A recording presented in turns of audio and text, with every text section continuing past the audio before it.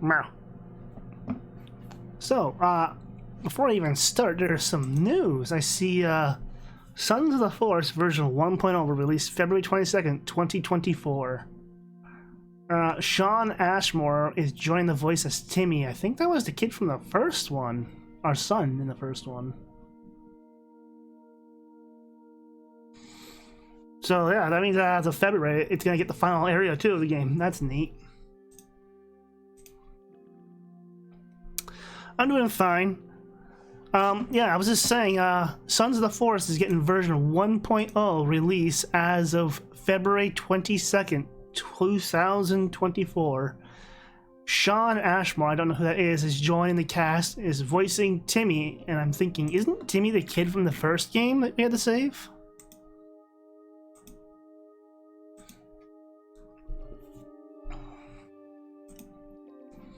So I didn't know, so, spoilers, I guess he's in the game. Kind of makes me wonder then what the canonical ending of the first one was.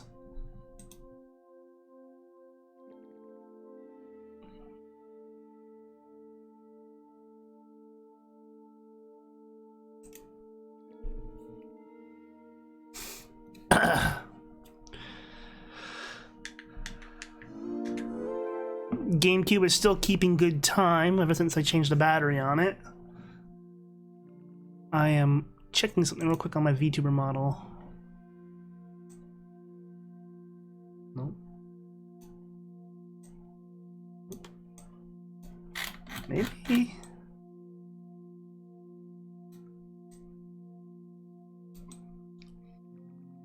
No, making the ears smaller makes me look like Botan a bit. It's not a bad look, but I wish I could twist the ears a little. Oh, wait, I can.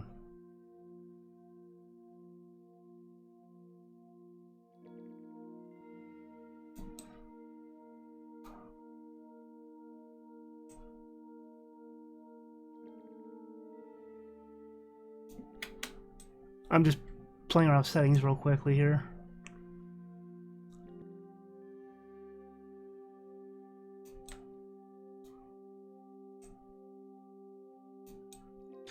I do like the settings for Vroid.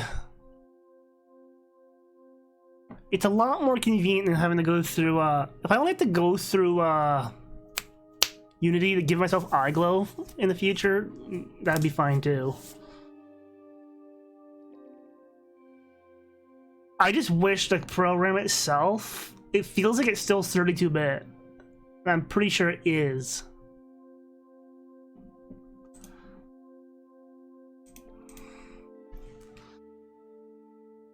Because it's still, it hangs a little bit sometimes.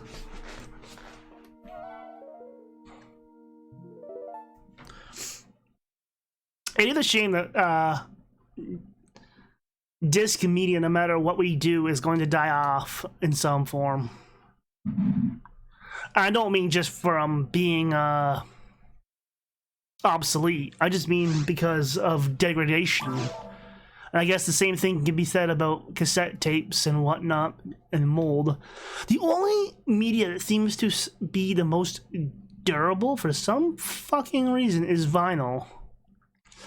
I always assumed the laser degradation would have been the key reason why the stuff wore out. But even my GameCube discs are starting to get cloudy looking. Well, some of them. Oh, no. Let me grab another game off the pile here next to me. Super Mario Sunshine, let me see. It's not cloudy yet. So, that's good. Oops. Hit the wrong one. So yeah, it might just be Phantasy Star right now, but it's already artificially aging.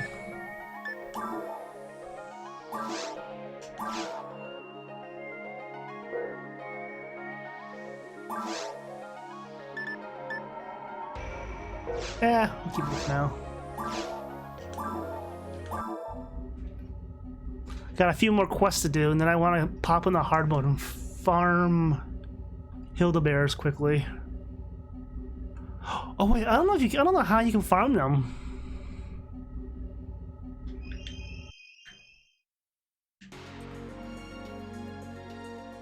Cause I don't know, I didn't think like quests are repeatable. Cause when it's grayed out, it doesn't come back. Hunter's lost. My master, Great Sword Zoke, disappeared. Help me find him. Alright. Like I said, like this is twofold. This is me experiencing the quests as an adult, as well as actually understand the quests too. Greetings, my name is Shino. Shire, please help me find my master Zoke Mayama. I have not received any communication from him since he went to Raggle. What? Oh, I understand. It's true that androids these days are independent. But not I. My exterior has been replaced, but I'm an old type model. I have served Mr. Mayama over 3 generations. What the fuck?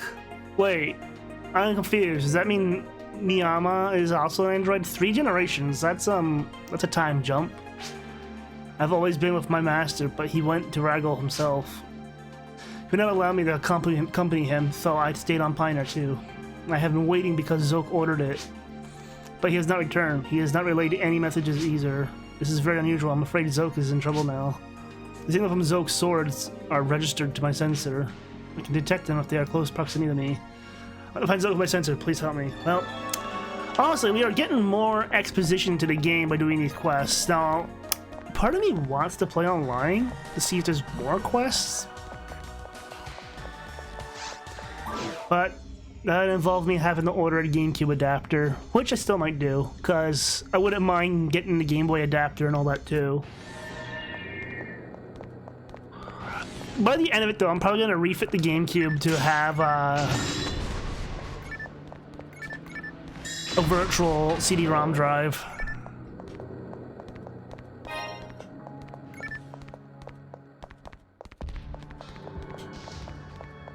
Kind of what I hate the ruins.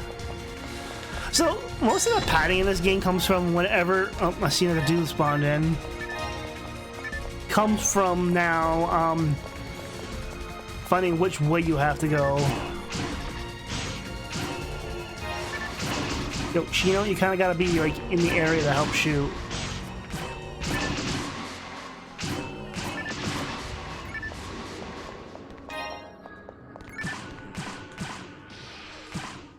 So, FYI, she's using mech guns. They're basically twin machine guns in this game.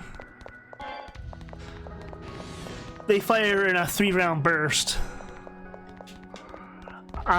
Since my character's a hunter, she can't use it. Like, there are certain things that are class dependent, I guess you'd say.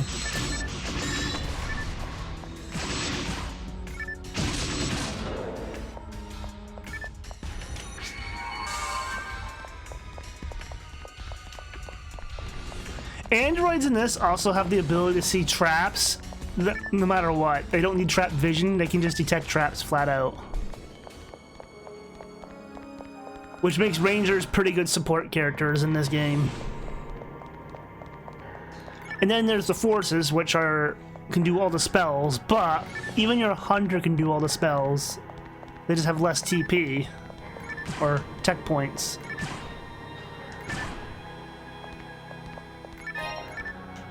Also, your male android characters have more physical attack power than your human characters. In theory. Because the robot, it makes sense that they would have more physical strength. Even she walks weird. The leg movement did not match her walk speed. Oh, right, because this game doesn't actually have a walk animation. It's all... Wait, does it? Oh, no, I gotta check. Shino, you fool. Oh, yeah, I'm alright. No, you're not alright. You're an automata, so you can't handle intense combat. Now go back to Pioneer 2. I see a ghost image of him imposed over this image, which is kind of weird, too, going on. But... Yeah, there's ghosting happening in this fact. No buts. I'm ordering you as your owner. Alright, I understand. That is so weird. Are you sure about this? Doesn't matter. She'll be a burden to us if she came along. Yeah, there is some weird ass ghosting happening. I've never noticed that. Oh wait, can I walk? Yeah, that's walk speed right there, Zoke. So you can walk if you tilt the analog sticks ever so slightly.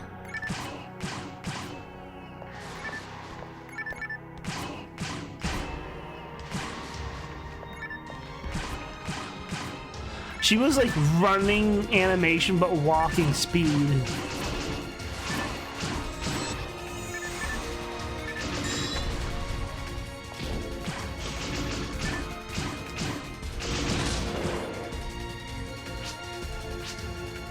No signal from this floor. Let's move on to the next floor. Yeah, because my character walking looks like he's walking normal. Her character was walking and it looked weird. Like she had very exaggerated hip sway for some reason. I need a better gun.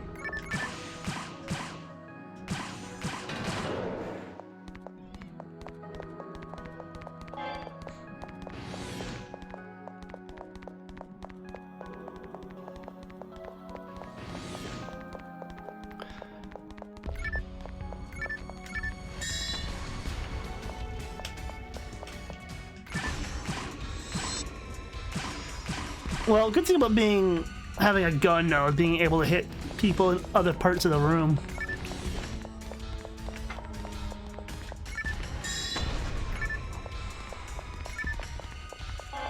You just gotta remember, it was the year 2000 when this game came out, so yeah, everyone's gonna walk weird.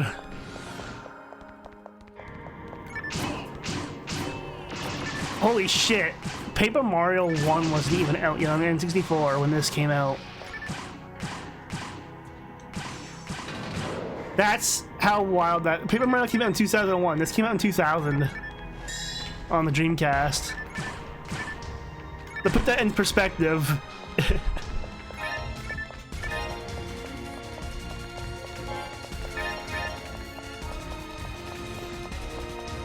So yeah, this was a super early 3D RPG, that means.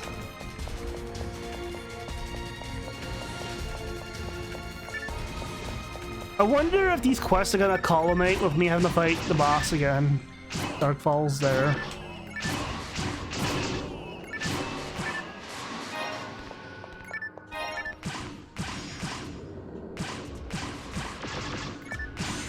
She does pathetic damage.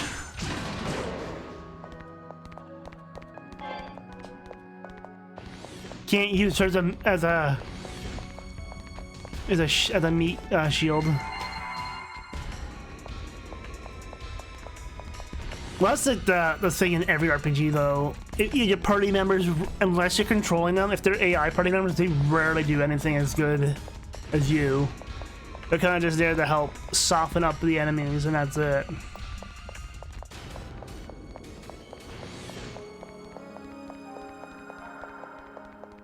I have no idea where I'm supposed to be going. She just said it's not on this floor. Well, alright.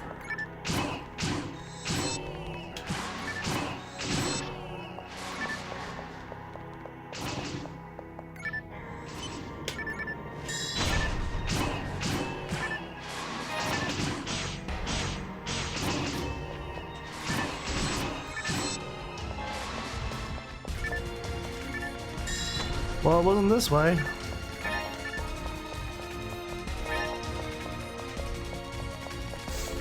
Man, I've also noticed lately a lot of YouTube ads are just terrible.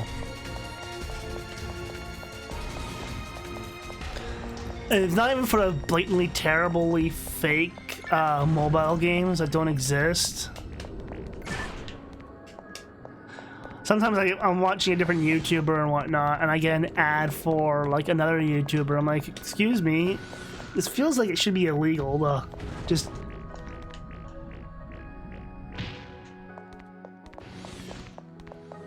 Like, yeah, it's the same, it's the identical content and whatnot, but at the same time, it feels like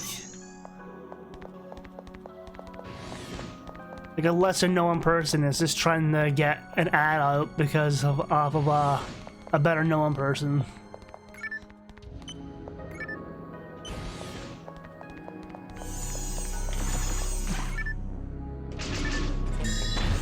Yeah, I'm now at the point where I'm getting stuck on shit.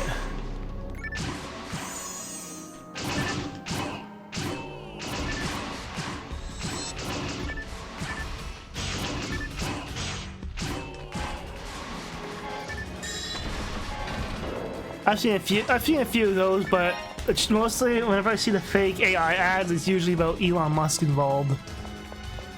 Like, it's really bad AI voicing, and it's just like something Elon Musk is doing something so Canadians don't have to do whatever anymore. And it's just like, yeah, bullshit. Elon Musk doesn't even do shit for himself. The man can barely run Twitter/X as is.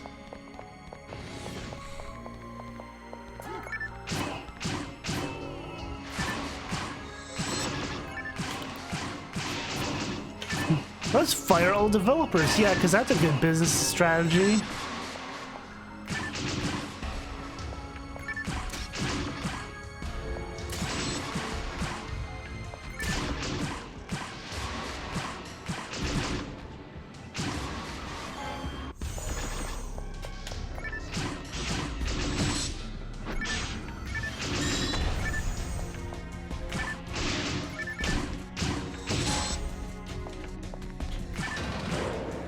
Yeah, it's only gonna be a matter of time now before we have AI as developers, and it's gonna be a fucking mess.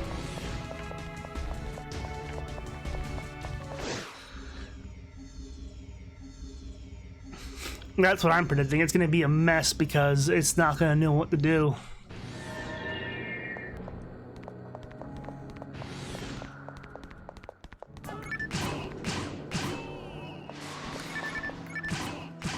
Because from what I've gathered, it does not take much to screw AI up either.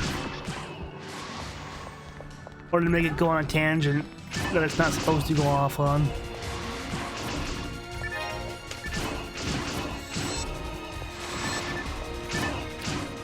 Because for the most part, I think for the most part what people are claiming to be AI isn't really AI, it's just dumb scripted responses.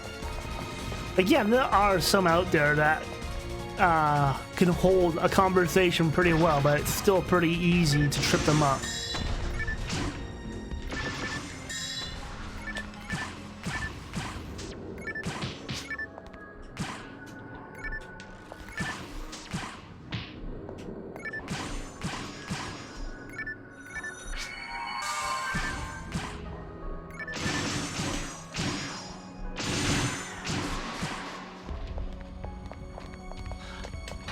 Like, I have no idea I'm supposed to be going in this place either. I'm just kind of winging it. Like, yeah, that looks like a good direction. Pick that way.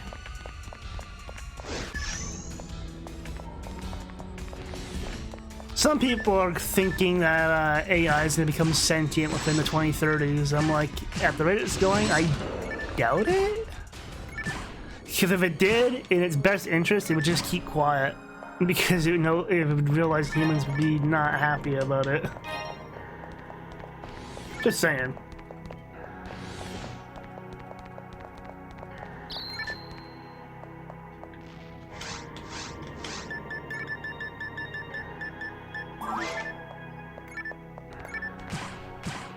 There need to be someone here.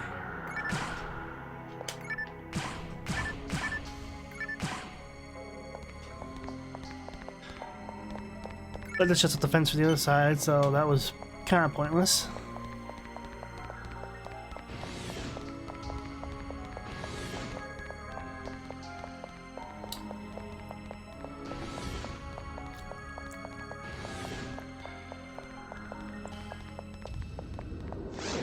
I don't believe we'll ever get to a situation where it's the Terminator. Where the AIs basically start a nuclear war. Because from what my understanding is, all nuclear stuff is old-timey, so it's like air gap failsafe kind of thing. Like, oh.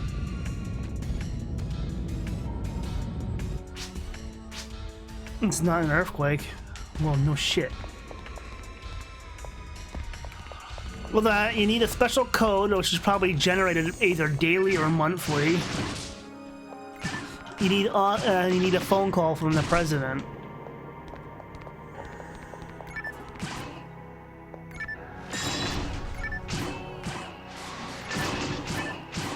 Like there was already a bunch of two-factor verification essentially for that system before two-factor verification was even a thing.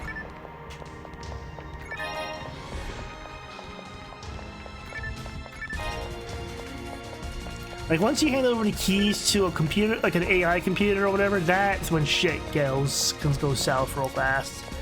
I don't think humanity is that stupid, knock on wood.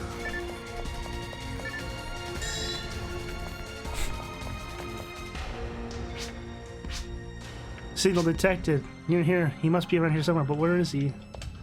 Probably through this locked door, genius.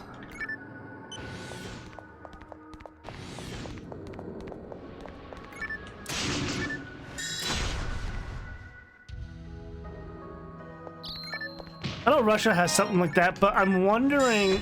I thought if the president died for whatever reason, they still needed confirmation from someone else, like the vice president.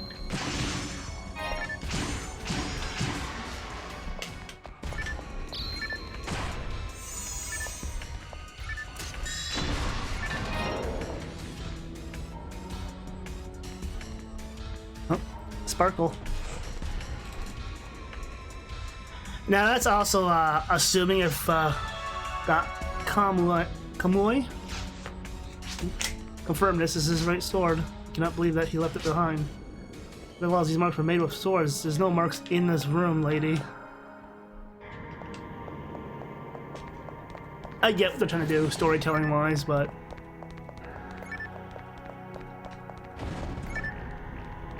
boo, box trap.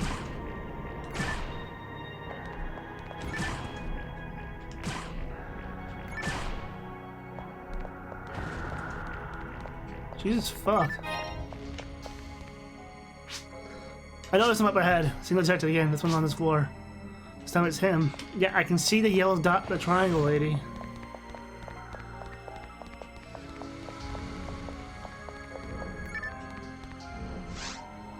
Shino?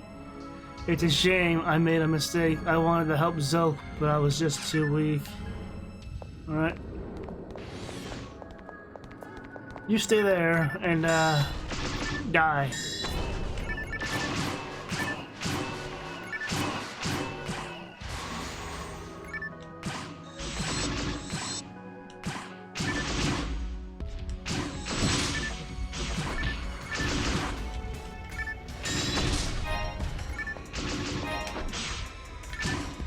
I don't want your garbage, I'm just trying to move.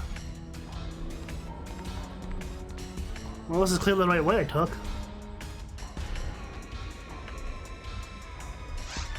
You got Yasha. This is a left sword. It's broken too. Visual photon is very unusual. What is this? It's not in my database. I don't think he's okay. Call it a hunch.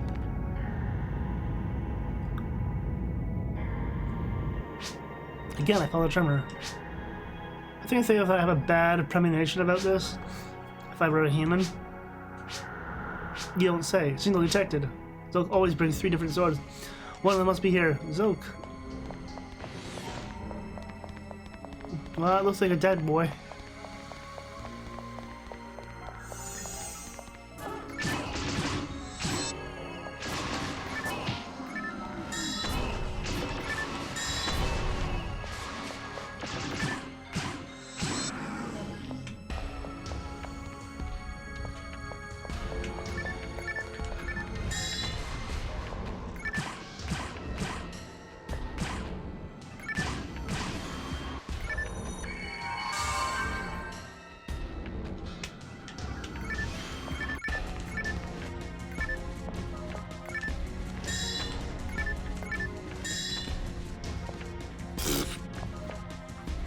Oh, you got?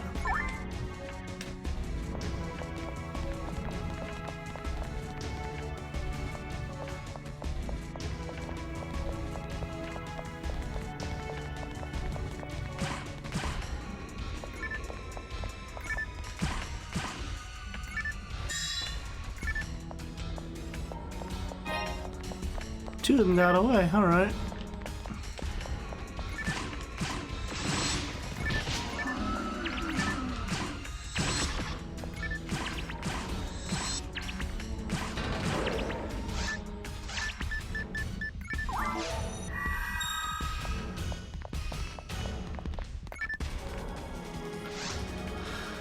Shino, why are you here? I told you not to come. This planet's critical to you. That's why I told you to stay on planet here too, you idiot.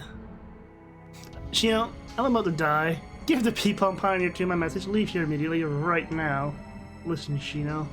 I appreciate the service you've provided me for over all the long years.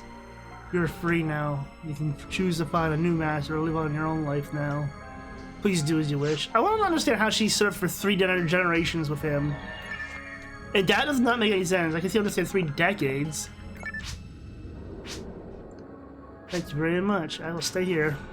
Leave here immediately if I do. I don't know the basis for what she said in the last words, but it must be important. For me, it's much more important to be with my master, Zoke. You know, like the old Zoke's message for me? Take this, it's Zoke's sword proves to complete this quest. Alright, that wasn't terrible. That was not terrible.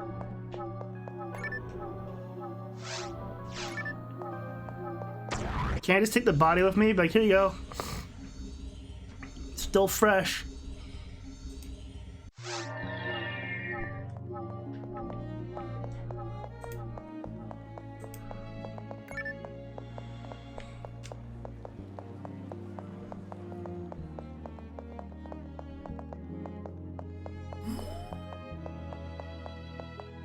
You just drop off the corpse. Like, here you go.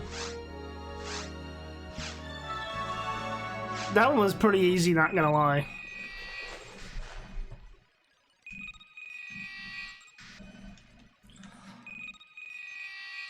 Like, I would like to go online just to play and see what all the quests are.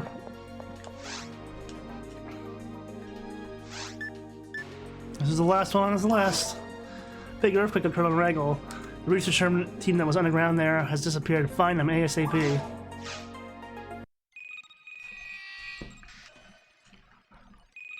I feel like the one with the dock and the stealth mission there was our big quest. This is an urgent quest from the council. The big earthquake was confirmed under the surface of Regal. The size of this quake was simply the power of that explosion. An army research team was sent to Regal to investigate the quake, but they haven't returned yet. The army quickly decided to send hunters to find the lost researchers. The council has also decided to send hunters. We want you to go below the surface of Regal. According to the lab, the epicenter of it located beneath the far of the ruins. Researchers will report to us on the status of the area. This is a confidential mission. Don't talk about it anyway. Well, if the military is involved, how the fuck is it confidential? Just saying, if you have the whole fucking army involved and other hunters, how is it fucking confidential? Private? Private? Anyone in a 10-mile radius could hear this conversation. My name's Mallow.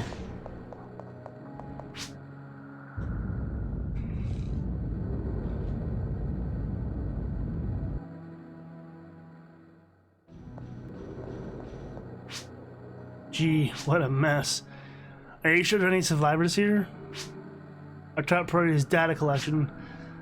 We have a mission to complete. You're so close-minded.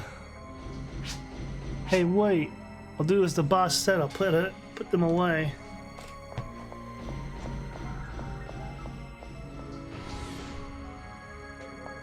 Sure.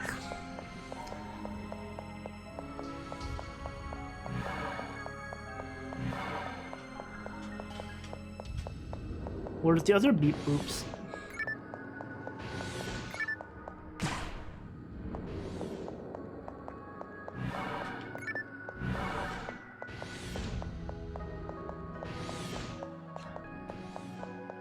Yeah, like I said though, like the GameCube for a disc-based console is surprisingly quiet for the most part.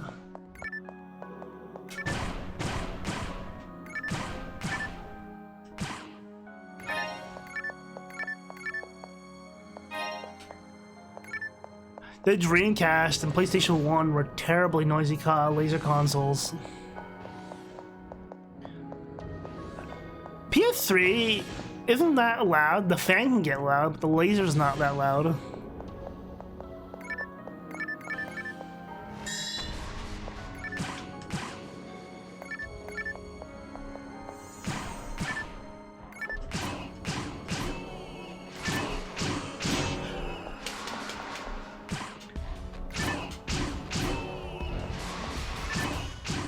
Eventually, I'll overhaul the N64, my N64, and give it a new lease on life too. Oh, fuck off.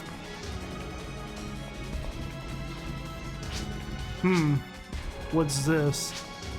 Ah, help me! I told you to quit looking around. Boy, you guys are getting fucked.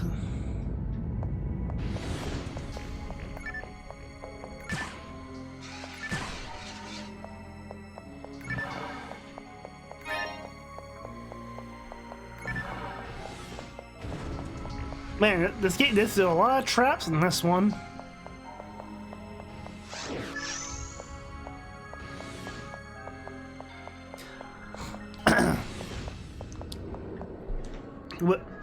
With custom firmwares though, like I have on my PlayStation 3, you do have the option to set your fan speed. Or what you want the max temperature to be. I just have mine set to keep it as cool as possible, but to try to extend the life of the system itself.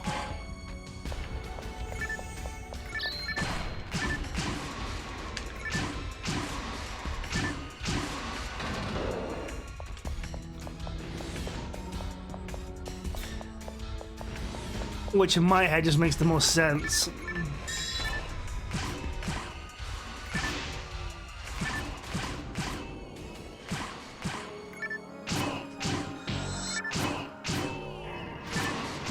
I still think the GameCube's cooling design was probably the best one of the consoles.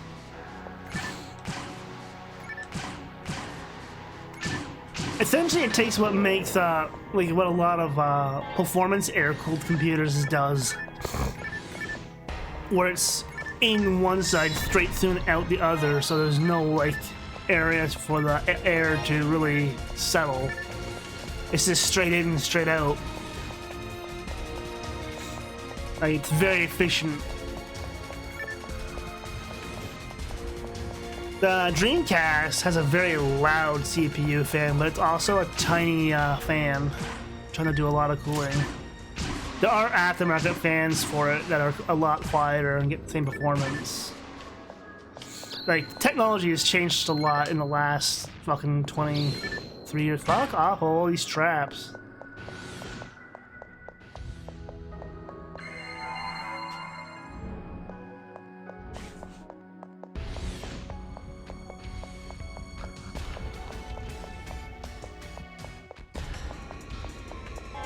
PS3's biggest fault is probably how constricted the whole case is. Like, everyone's like, oh, but it's engineered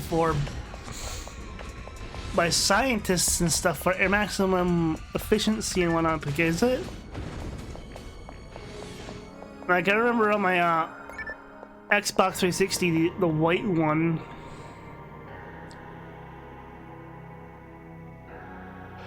and they're gone. Because it overheated once, I ended up cutting a hole in the top above where the heat sink was, putting a CPU fan to pull air in to the system, while leaving the external ones in the back still there.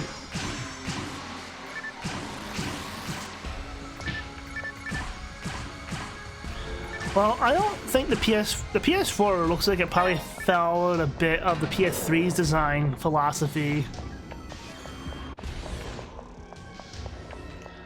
And if that's the case, it will not take much to clog the airflow in those systems.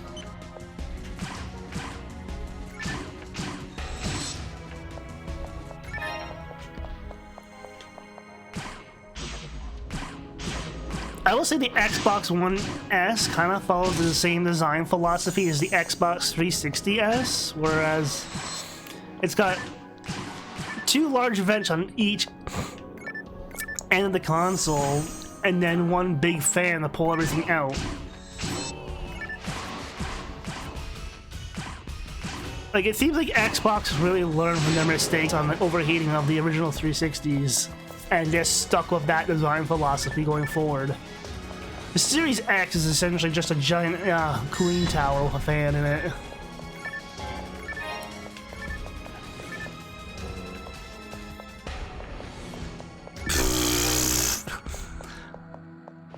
When you gotta play your PlayStation 4 in the fridge to keep it running, you have a problem.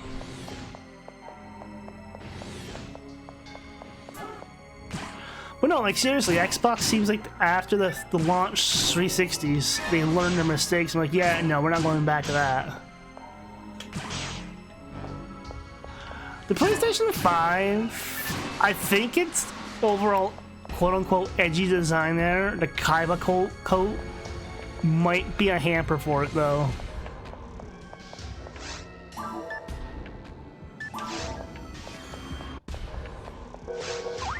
Like, it might hamper it, I think.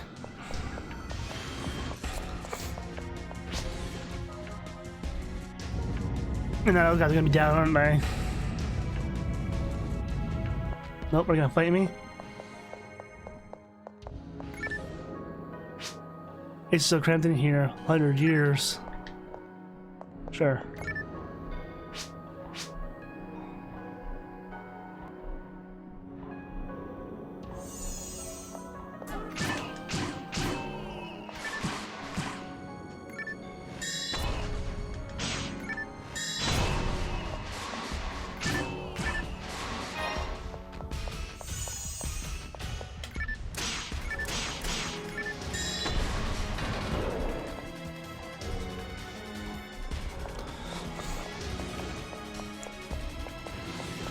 My guess is the only reason why the Xbox Series X looks the way it does is probably because the original Xbox One looked like a fucking VCR.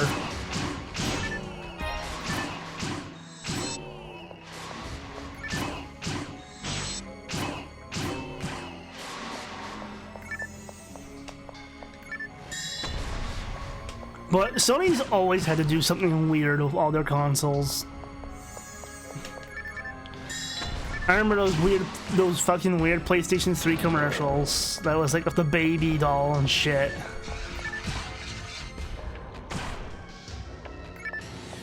Like, Sony has done some crack for stuff.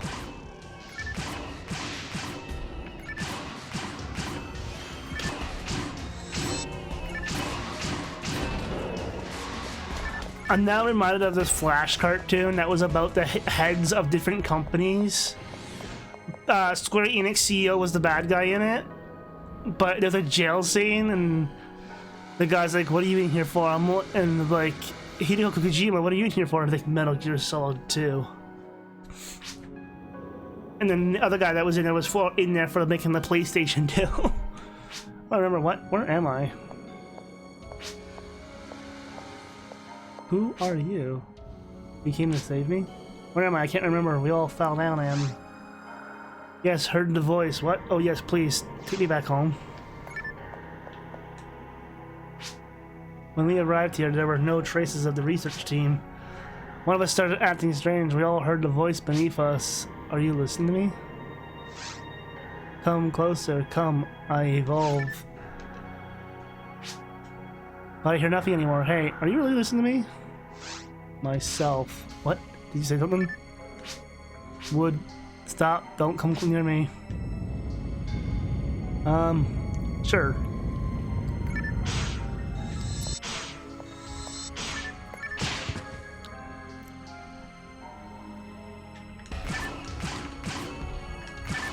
Okay, don't try it.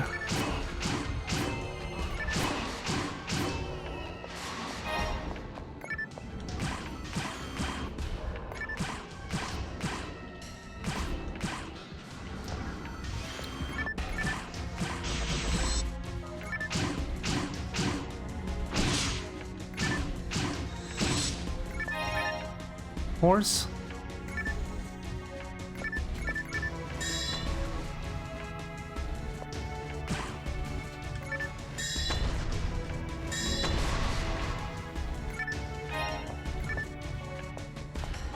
No horse.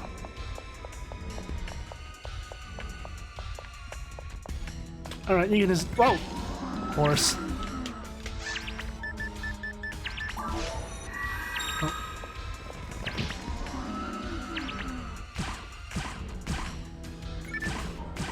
Huh? Horse? I don't see a horse. Walks away. Horse. And she's gone. Conveniently, she's gone.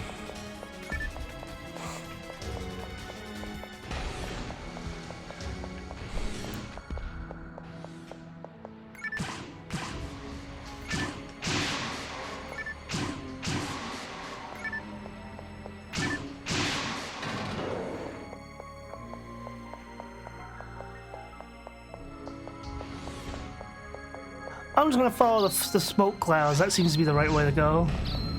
Game.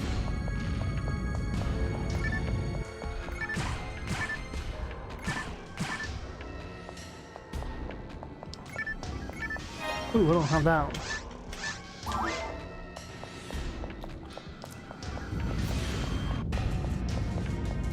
Yes, I get it.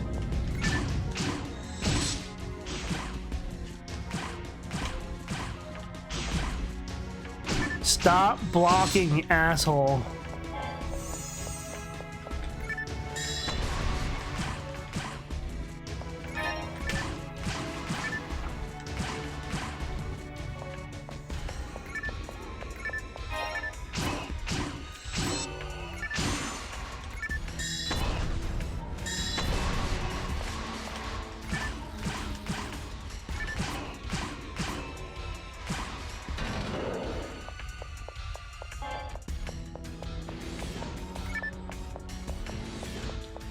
Well, that's not the way to poof, that's for sure.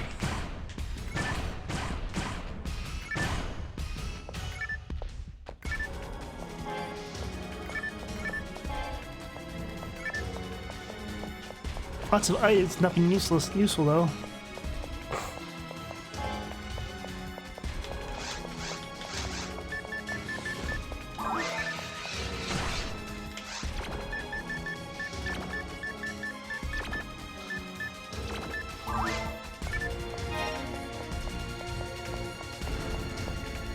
And of course the garbage can's falling on me, still here. Stop that, I like to turn my camera.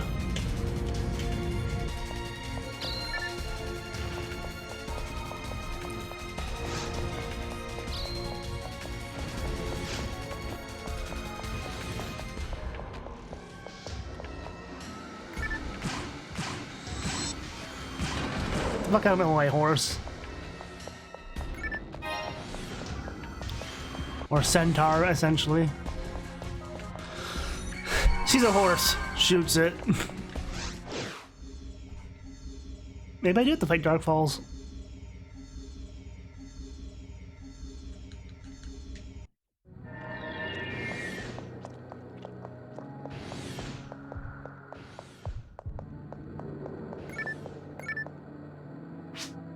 Who is it? Are you from Phantasy 2?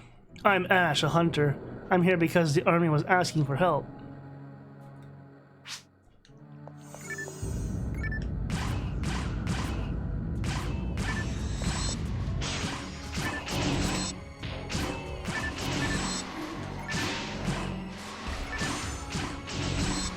Okay, Ash, make Darth Maul proud.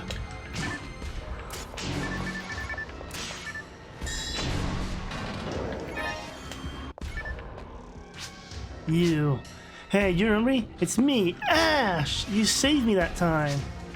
I've trained myself to be tougher since then. Do I look different? No. Are you still normal? Huh?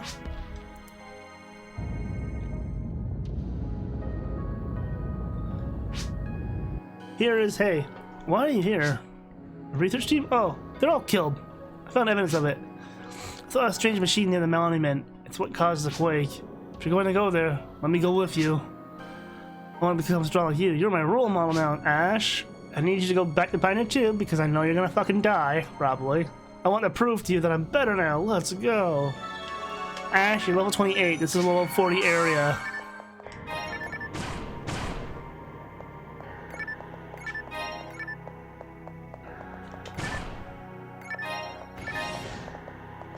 Like, I cannot save you from plot death if it happens. Okay, camera, I need you to fucking pull back so I can...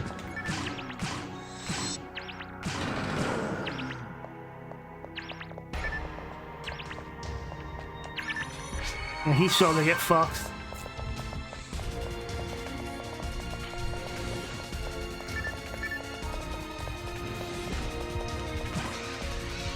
Hey Ash, go touch it. What? Oh. Computer.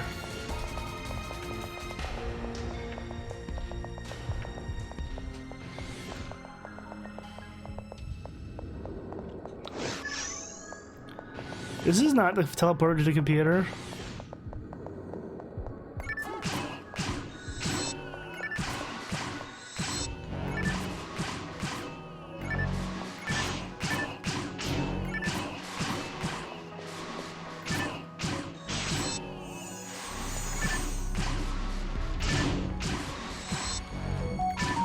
Shut up, phone.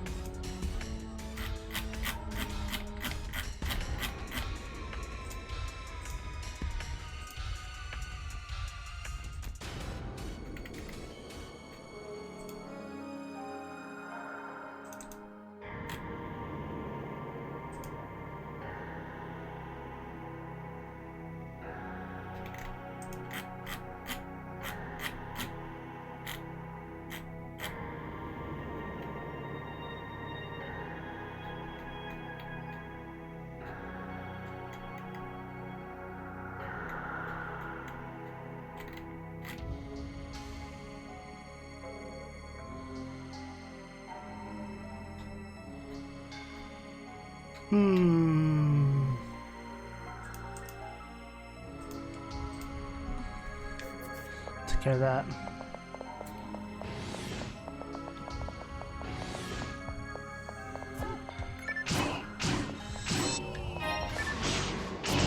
I really wish my attack and pickup were at the same fucking button though.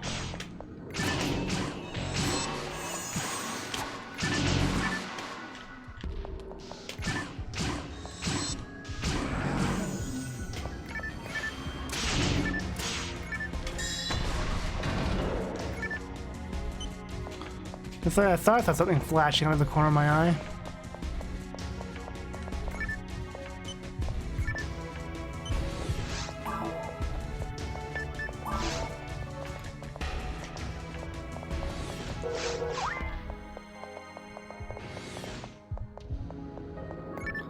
I gotta get up there, is my guess.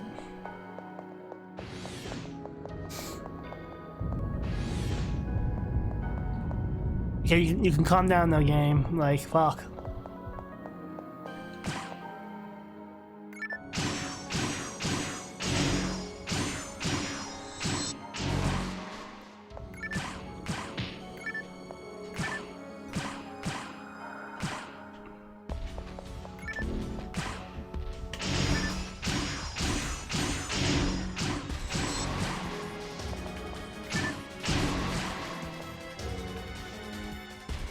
Fuck you, spider.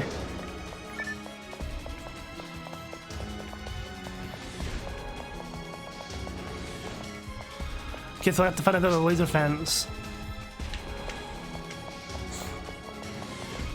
That's probably progress, though.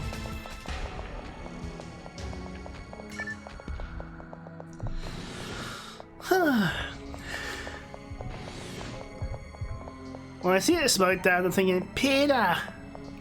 That house is here.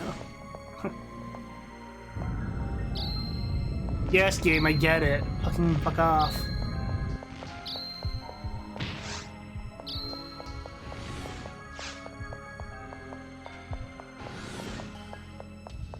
So not that way either. Okay.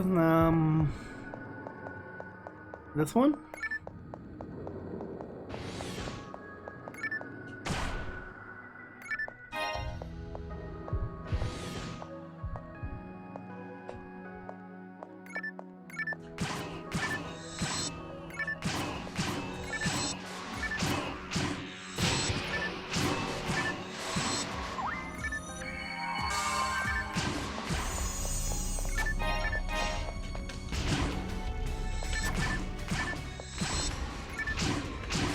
God damn it, Ash, you idiot.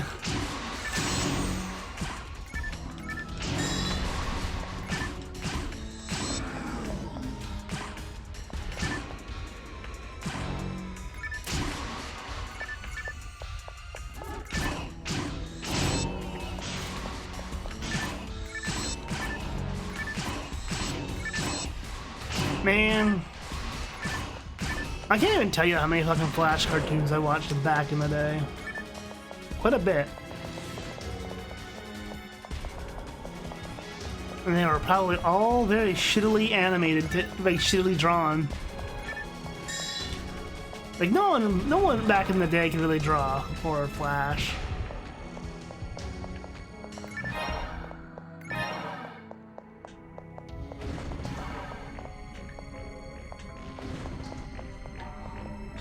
Like, everyone kind of looked like weird potatoes with stick arms. It was very South Park-ish.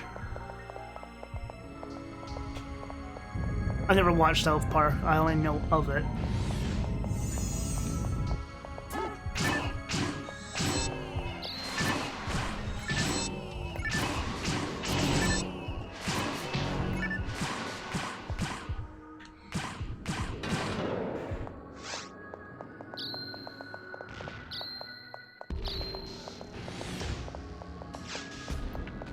And that the games were rated like R-rated or something, or A-rated.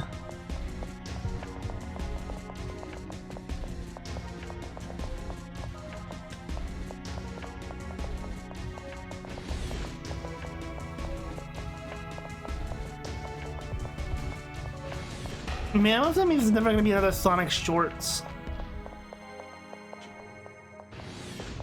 Because for a while there, every year on Newgrounds there was a thing called Sonic Shorts. And it was just a collaboration of a bunch of shorts. Okay, game. I get it. Fuck off.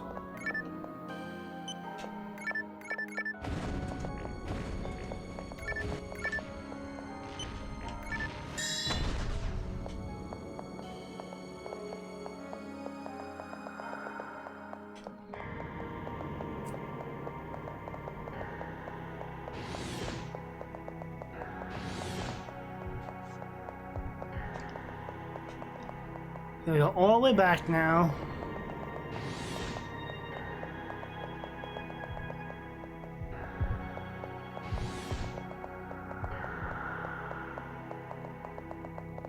Yeah, essentially now if you want to do animation stuff like that, like you have to either know Toon Boom or something else just like it.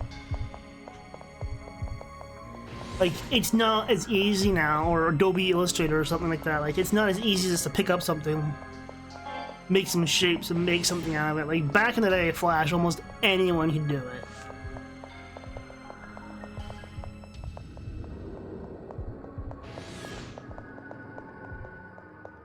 And that was the pickup, like the ease of use. But I guess now the quality standards have gotten so high it made Flash obsolete. That's one theory I have.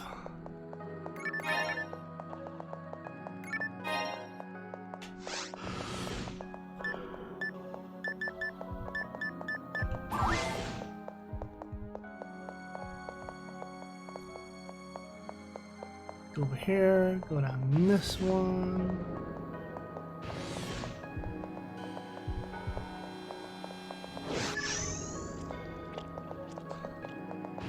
Alright, and now where the fuck am I going?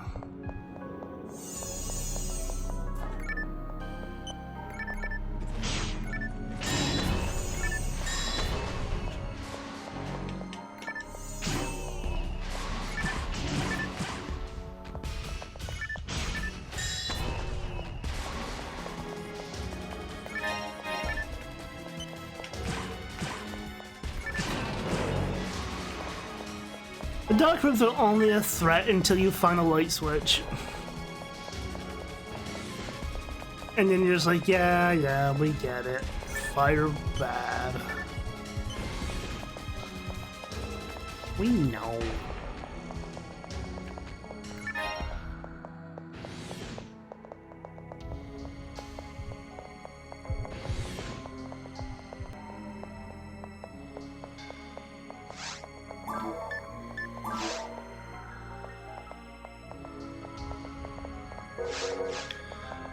So I should be able to go through this one now.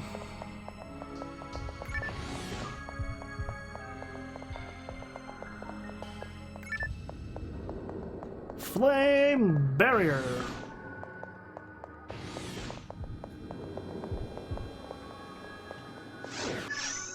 I wonder if Ash dies. I'd be surprised if he doesn't. It's vibrating. That's what she said.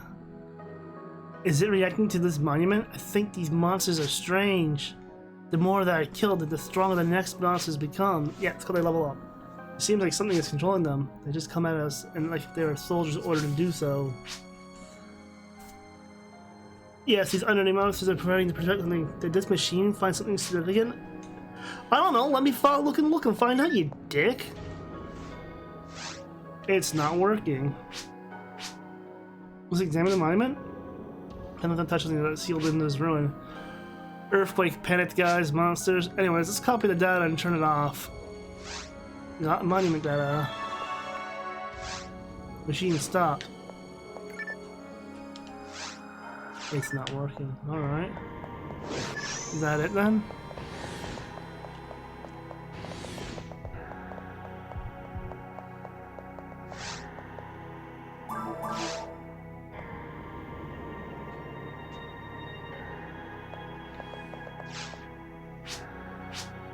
Can you go on ahead? I'll look for any survivors.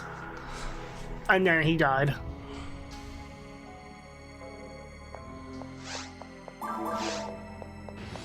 Gotta catch them all.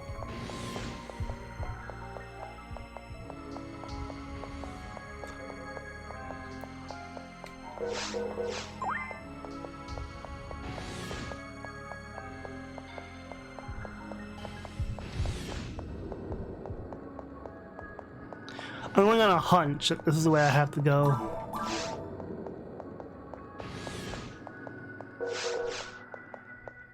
I'm not entirely certain.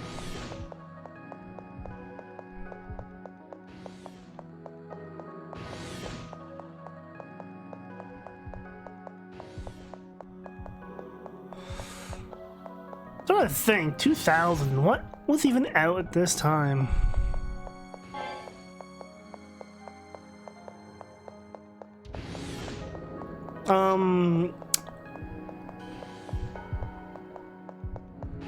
Shit, I'd have to look up a list to see what games came out in 2000.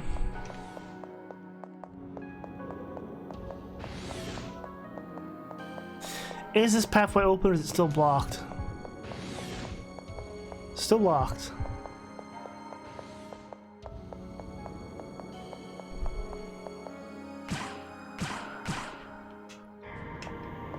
That is not the way.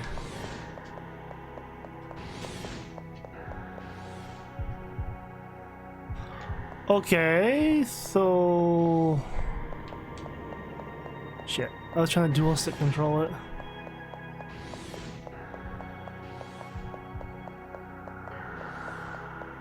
If that's not the way, where the fuck do I go? Armory's research data regarding the monument and nature. So I just go back now?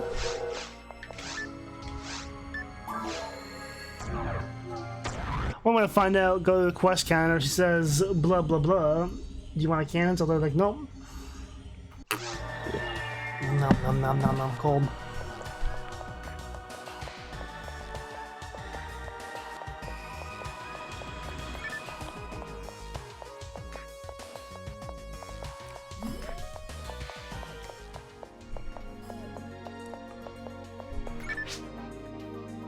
Oh, I'm so sorry. I'll send this data to the lab for your analysis. You're done.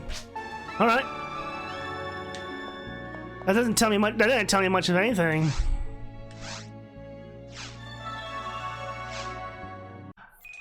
I would say that was a weird ending to a quest. I didn't feel like I was told to go do anything. It was just like kind of like, all right. Is that it then? People around engulfed in mysterious fire. Nope, we still have more to do. Mysterious fires are breaking out on Raggle Forest area. Rescue the people caught in this.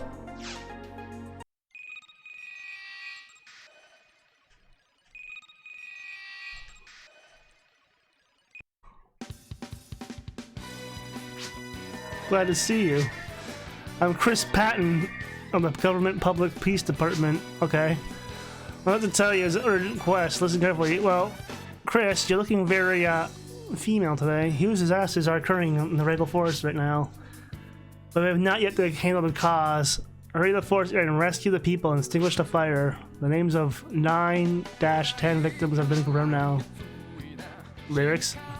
Don't worry about whether you have to put out a fire before. This is the latest in special equipment. It protects you from flames, and your normal attacks will extinguish the fire. So, let's just shoot the fire. Okay, use the Davik top. Alright. B. Alright. You cannot identify the fire started. To make use is prohibited by dangerous damage spreading. Over and out. Thoughts will be with you. So, I'm going to shoot the fire out. That's the gist I just got from this.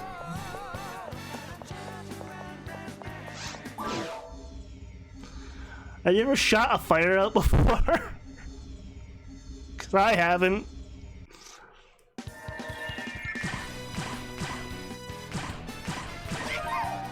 Literally shooting fire out.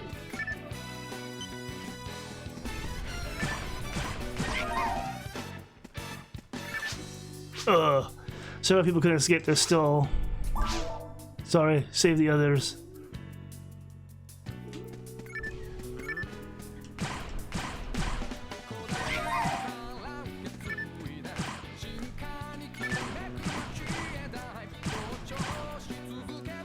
I think it's fine, I'm shooting fire.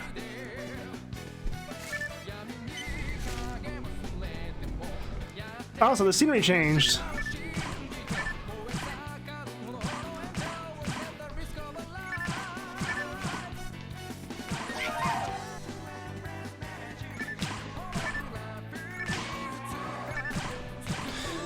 This is actually a quest from a Sega Saturn game, funny enough.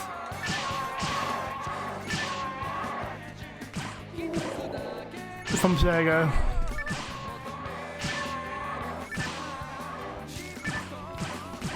Like, fuck off, I'm trying to put fires out. I think Phantasy Star Online either Universe or Online 2 got the English copy of this song though. For some reason the version in this game is the Japanese version. So it's kind of an interesting and weird thing, because there is... Oh. Oh! Okay.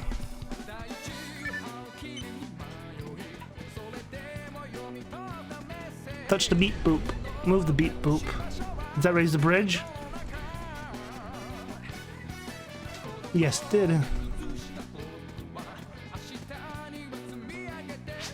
Hey, hey, hey, wait for me.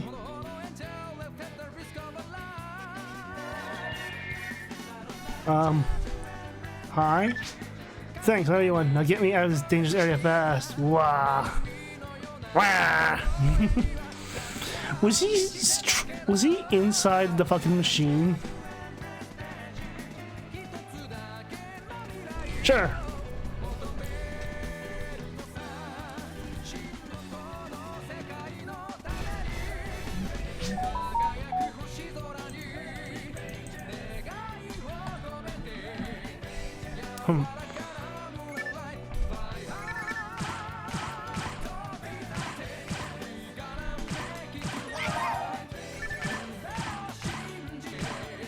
I still can't believe I'm putting fires out with bullets.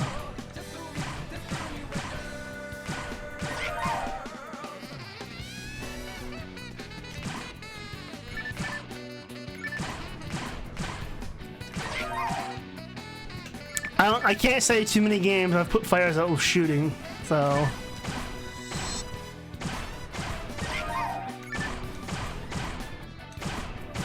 I like how there's like, oh yeah, you're fireproof. Are you here to help? Whoa, thanks. I thought I was gone there for a moment. Okay, if they can give me fireproof equipment, confirming Area 1 safety complete, lock gates will be opened by the system. But if I mean they can give me fireproof equipment, why can't they give the other people fireproof equipment?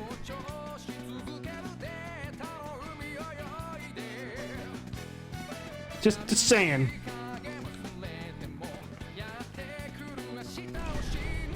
Like, something don't add up. If I can be fireproof but they can't, like, what? Why?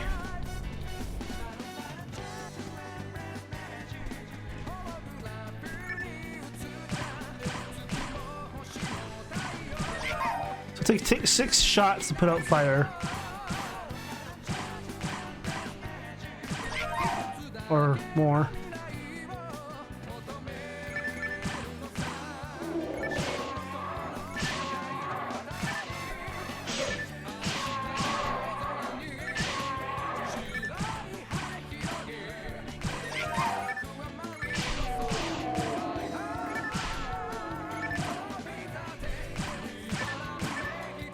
Wow, there's a lot of assholes in this forest right now.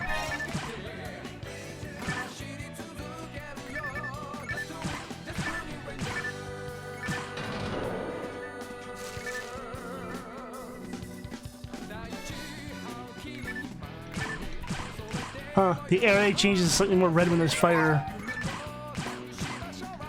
Okay, it's raining in this level too right now is the funny part, so this fire should not be that terrible.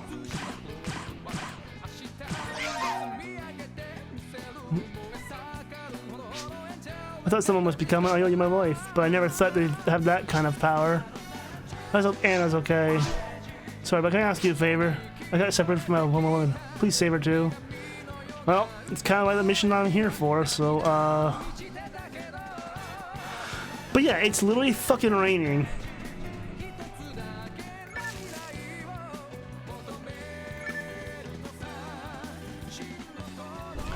It'd be funny to put fire out of fire if you had a flamethrower. Fight fire of fire, as they say.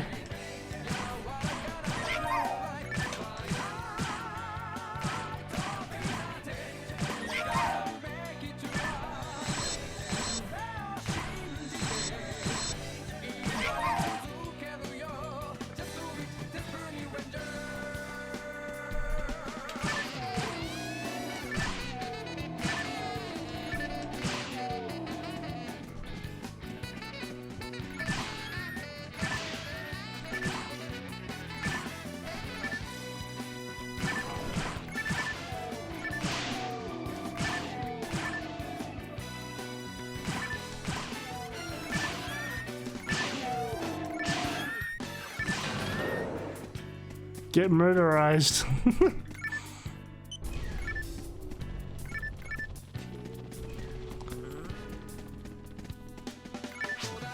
Hey, are you here too? No, yes, will you help me? I know if you keep your hopes alive, God will never forsake you. Okay? Sure? I didn't expect to be, You know what? Never mind. You know what? Let's roll with it.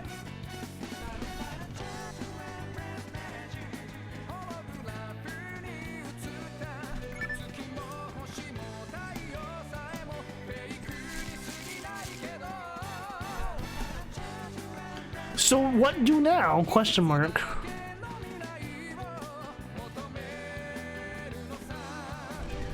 How to open doors. Who are you? Here to help. Bogard? Help Bogard first. Won't leave this place without Bogard. Huh? You already helped Bogard? Really? Wow, that was fast. Open the door now. Okay, lady, beam up. Thanks for saving that person.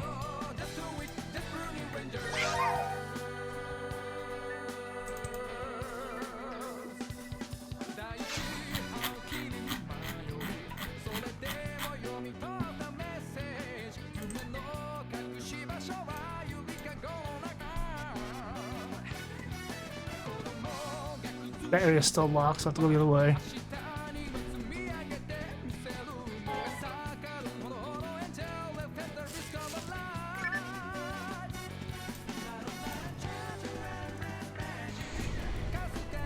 Meow, meow, meow, meow, meow. Fire. There's fire.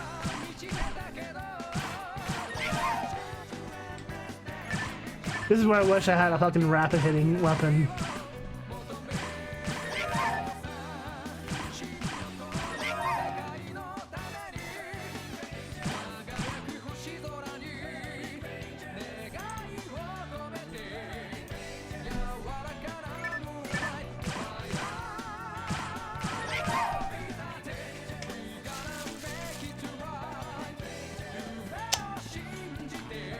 Okay. Question mark? Oh.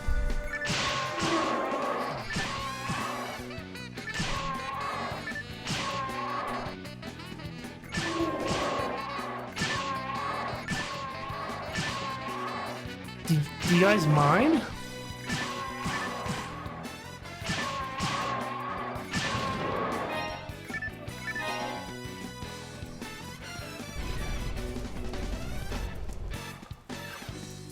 I should go try talking to the last one now.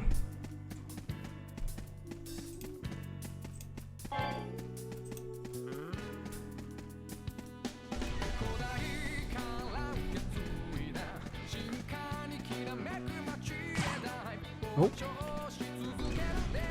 Hat off! Wait,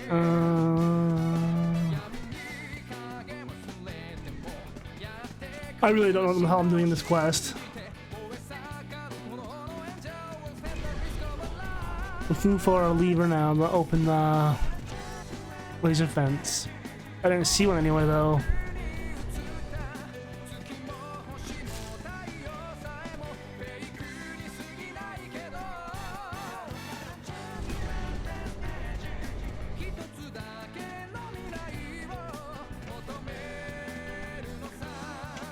Come back there. Like how the blood has to kind of splatter in.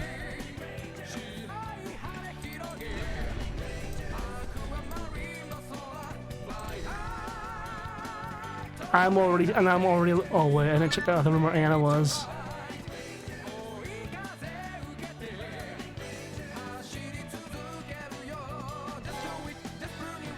Because like, yeah, that could be. It could be in there. Nope.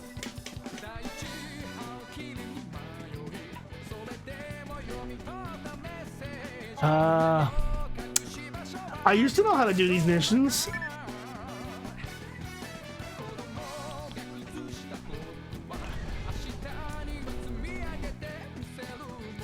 Oh.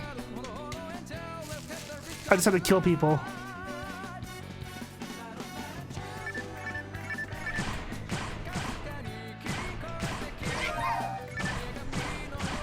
Shh.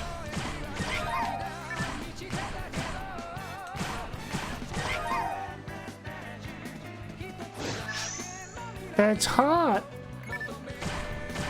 Yeah. But you're a robot, you'll be fine. Wow, look out, my armor's about to melt. I was about to go from bad to worse. Thank you for saving me. Sure, dude, you know you were metal. You probably could have walked out of that and went and like sat in a river or some shit.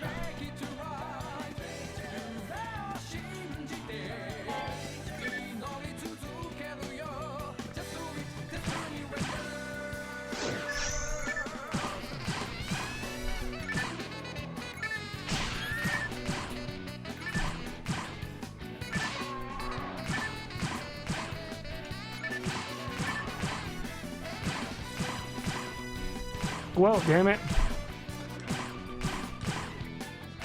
Wow.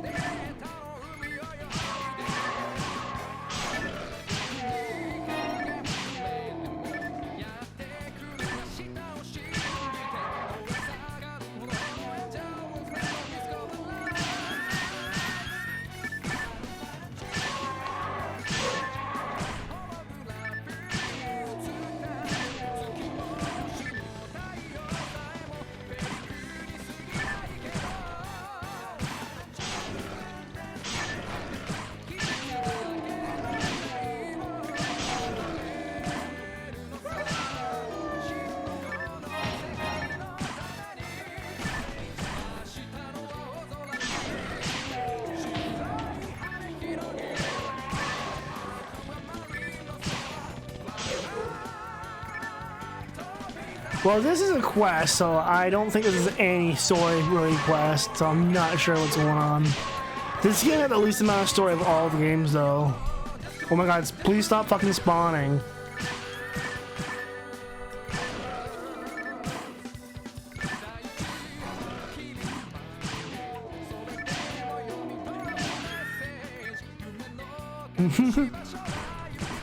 How most of us play these games.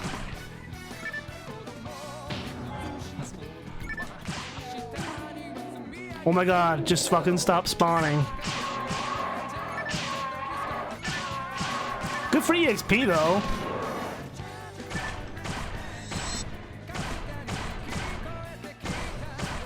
Can I put these fighters out?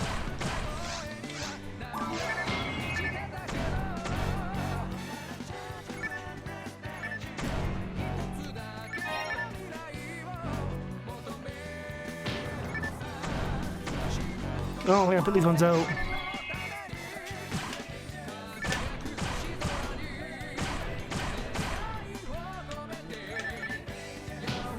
Whatever.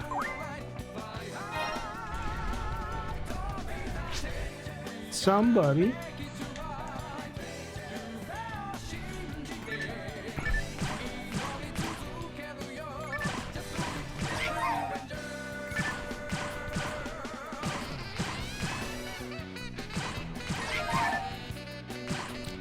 We can put these ones out.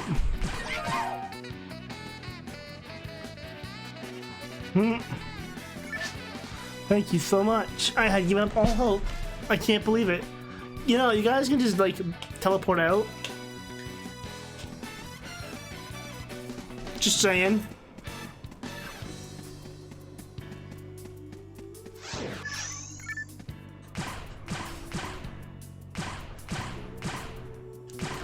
I'm pretty sure Sonic Heroes had language options though. You? Did you come here to help? Thanks, thank you.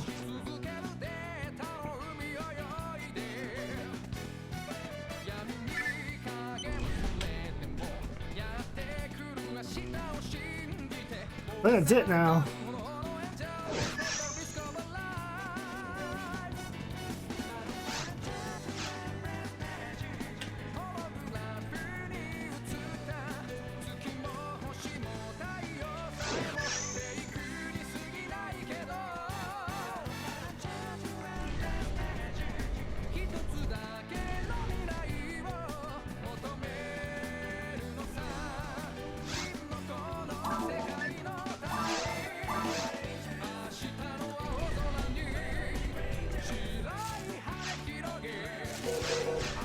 Oh, the fires at the other place I still have to put out.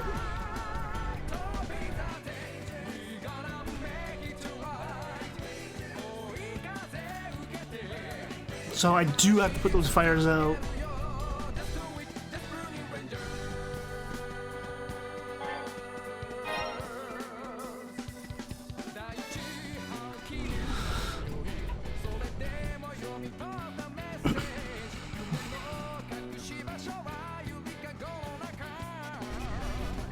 That's okay, I don't know French.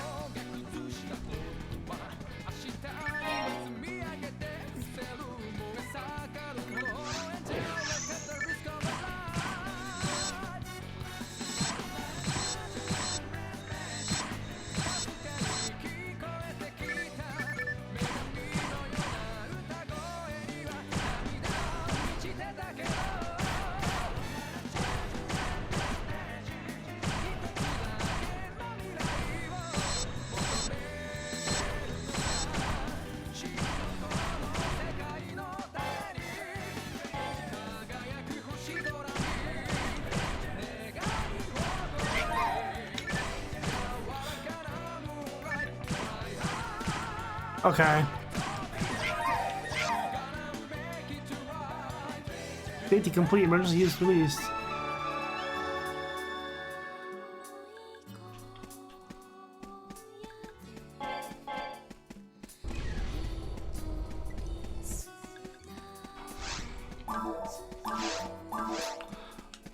The normal fighters in the central home center. There should be a. What are you?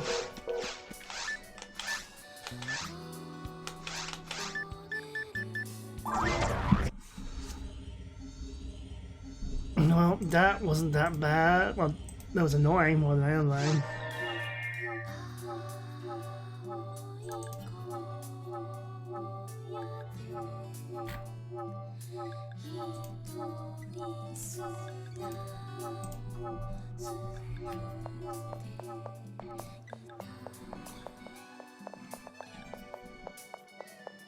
Hey, there's a sky here.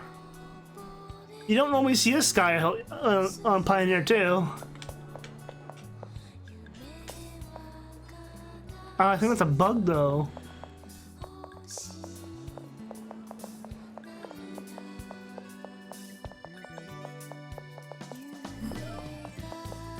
Wait, what? We're not in space. Interesting.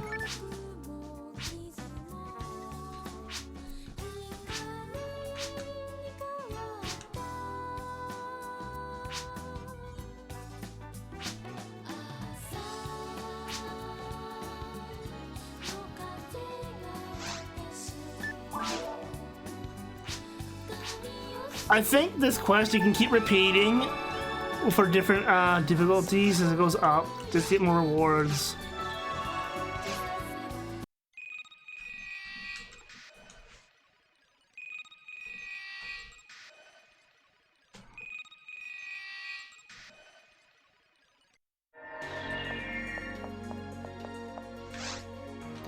Anything else? Oh, now can we do them all? Okay.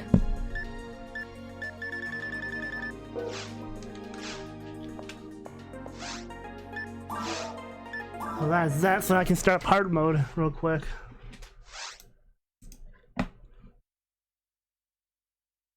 And the battle will last for eternity.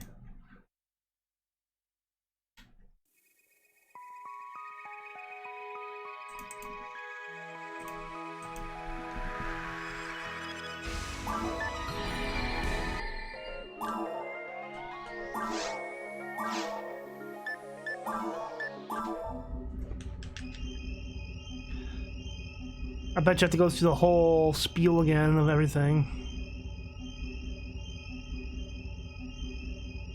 Yeah, I'm controlling that.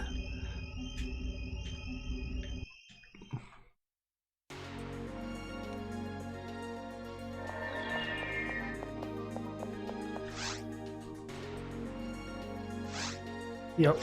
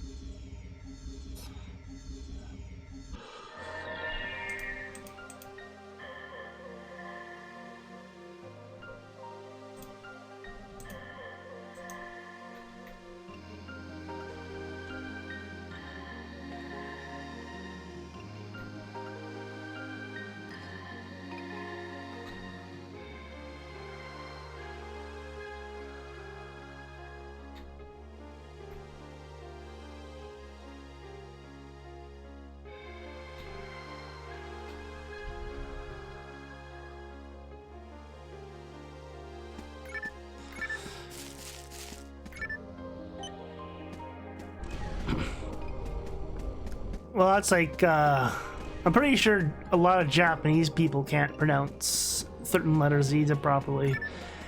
L's and, what was it? R's and L's or something like that get swapped around depending on the language or something. Yeah. The biggest example of that I found out was Inuyasha with Kirara becoming Kilala.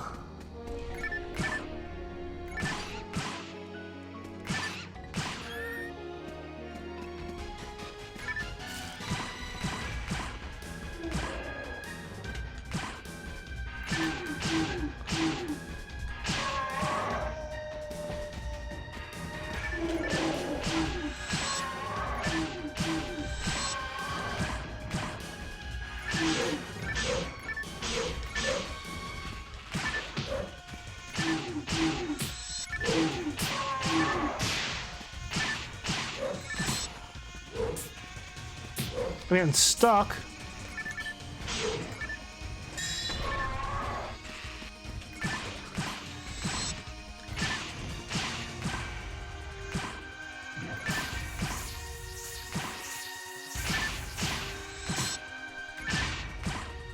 Fuck off, Skeeto. I mean, I guess I should be able to look out for better weapons and stuff.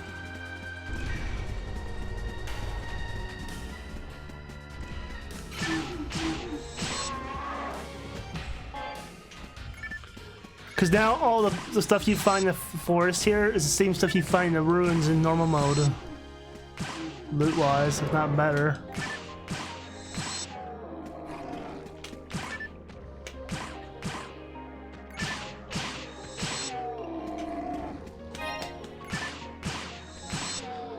I could have sworn there was more quests to this, but I don't remember now.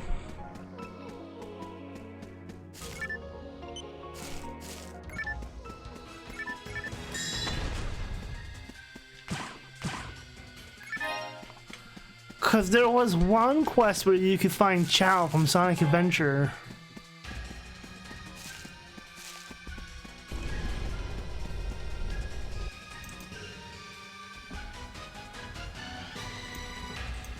I don't remember if it was actually a download quest or what now.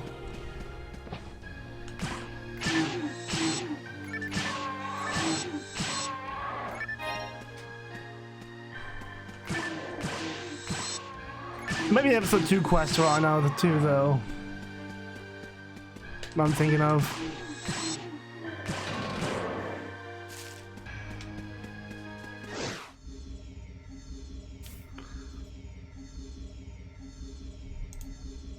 Hell, I'm gonna do off-screen grinding to get what I want.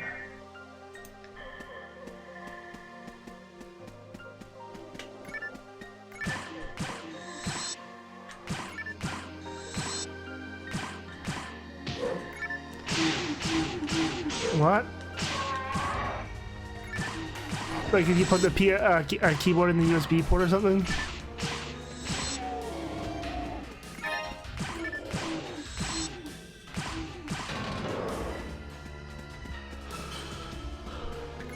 Or like the keyboard in the controller port. Oh, excuse me.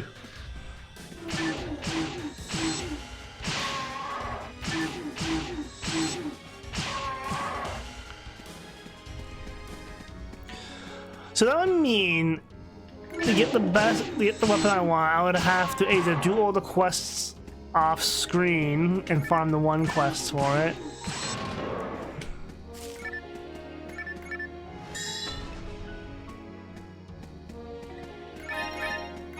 At least money's better now too. I've only played a few of the Tony Hawk games, and that was my one friend owned them. Oh.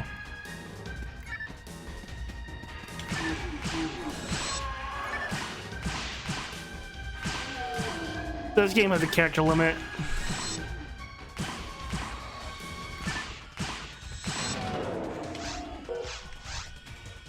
Like...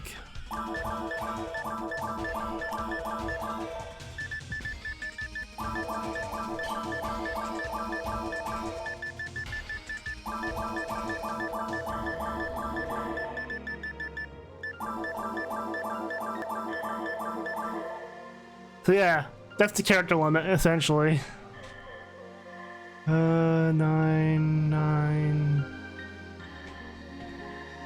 35 characters, roughly.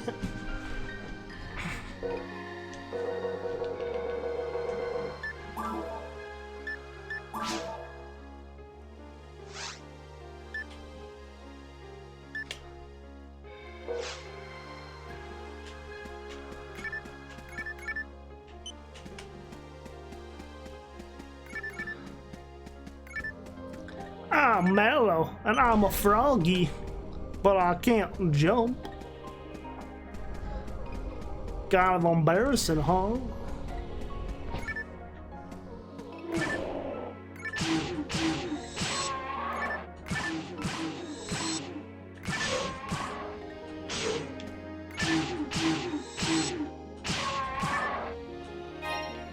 I am still hoping that we get an actual sequel now. I don't mean Paper Mario or whatever, or Mario and Luigi.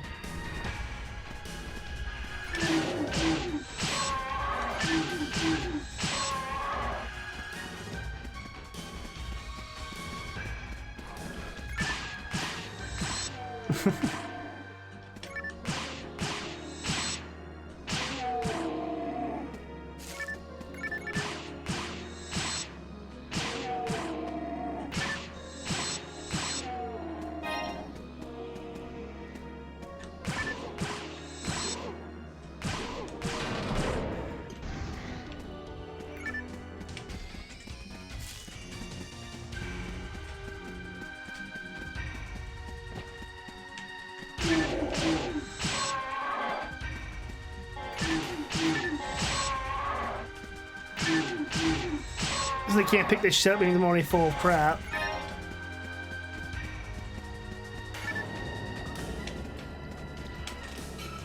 I remember that one of the earliest times I played it, I did not touch any of those pillars. Didn't pay any mind, and so we got to the end before the ruins, and the door wouldn't open because it was still sealed.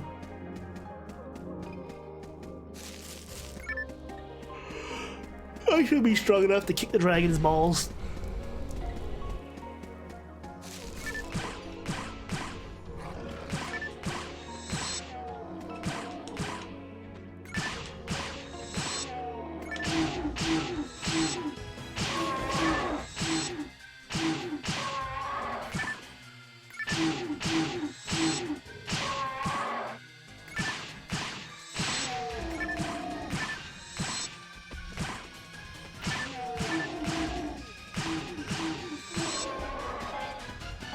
Stick.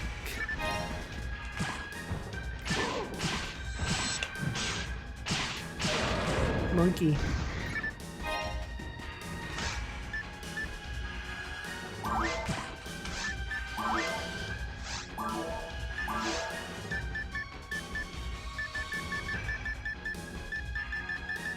That's what shit on me.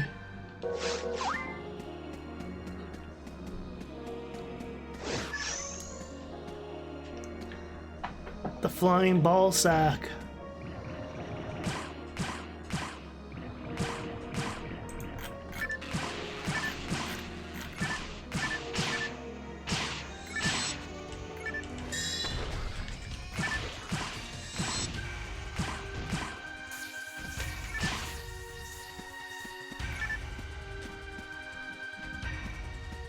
Well, a lot of them are also enemies that were from the old Sega Genesis games, just made 3D.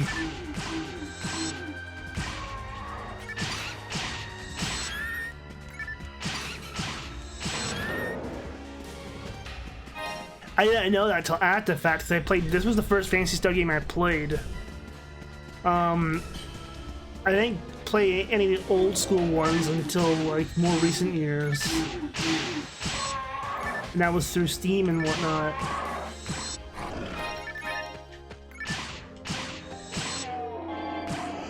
The fuck out of the way. There's only 3 hide bears here I have to farm.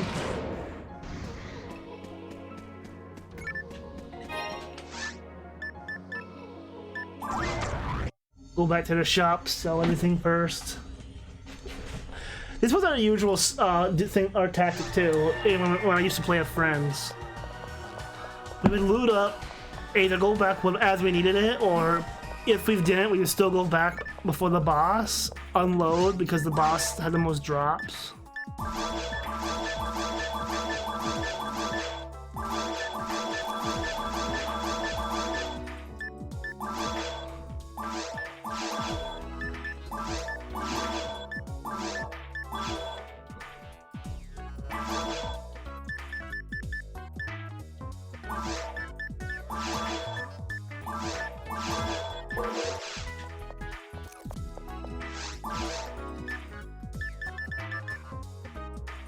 Still is...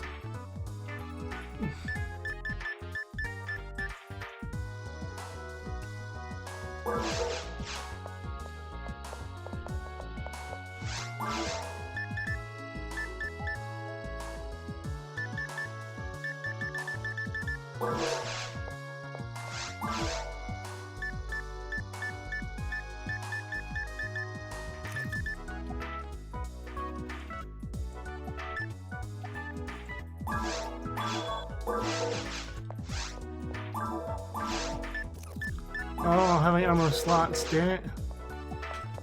Oh well.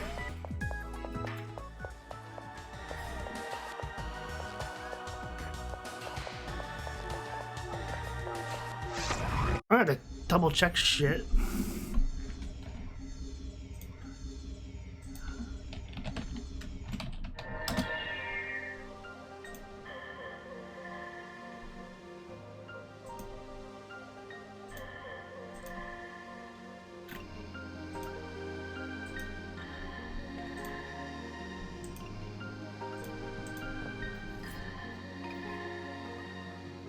Mm-hmm.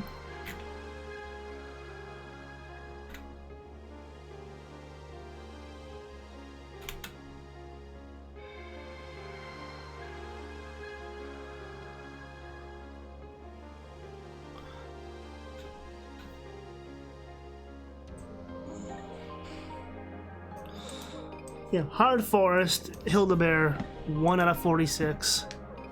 And I've killed 3 of them.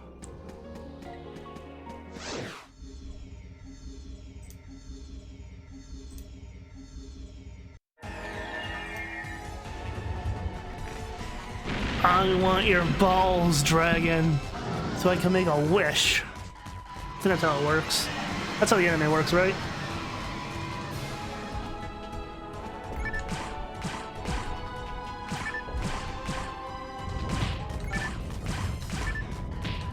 Well, he can hurt me now.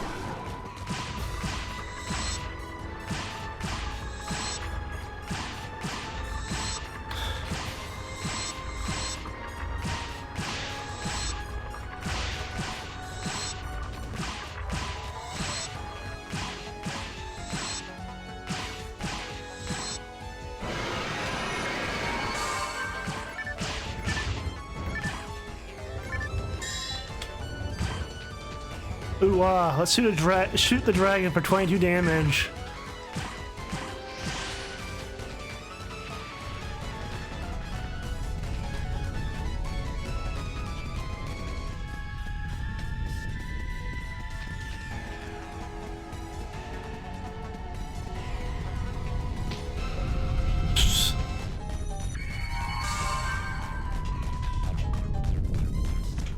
Meow, meow.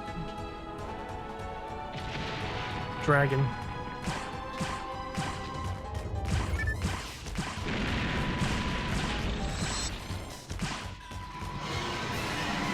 But yeah, in his death animation, he can't fall on you. Like that. And if you're unlucky, he can kill you.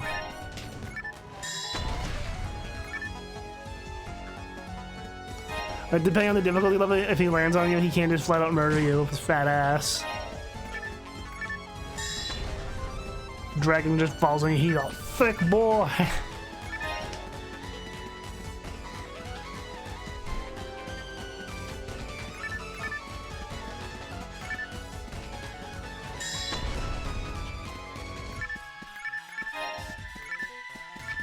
Stick.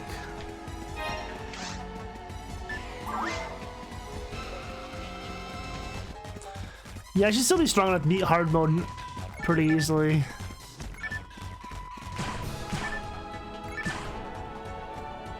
It's just that the caves suck.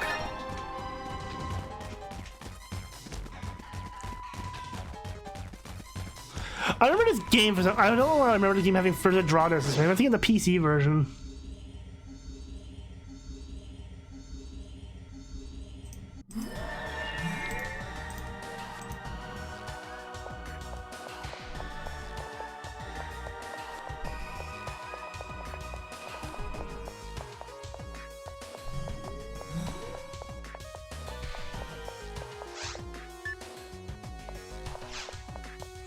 I guess I just have to talk to the principal to move ahead. Weird.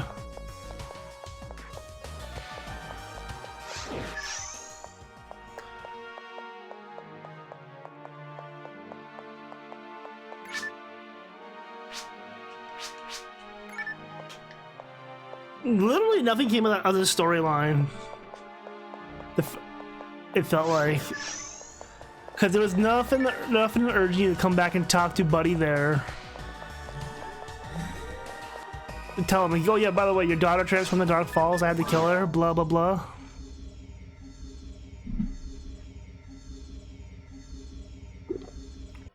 You know, we'll just brush over that little fact.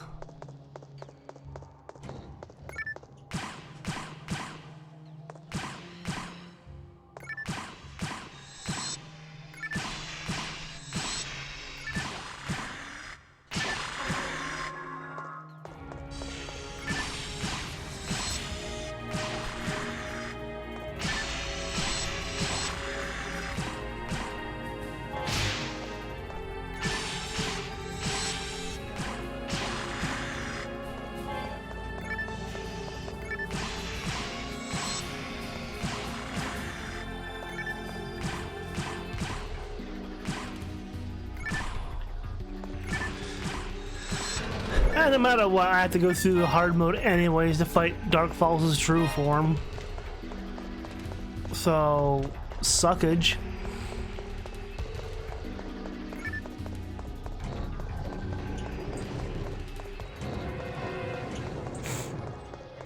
Whereas I'm pretty sure episode 2's final boss, you fight its true form no matter what? I don't remember.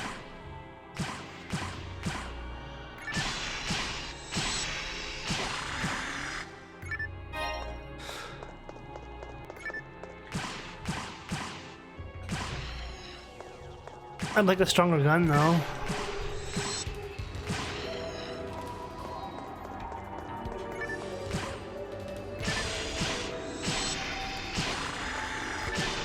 Yeah, and since this game doesn't have RNG for specials or legendaries, whatever the hell you want to call them in this, it's it's rare drops. I had to think of two there for a second. It's just kill an enemy, named enemy X amount of times, and then it just drops. Like, it's guaranteed no matter what. It's so simple this was back in the day. It's a simple method, it's just grindy. I had a feeling RNG would have used up too much memory for what little memory these consoles had back in the day.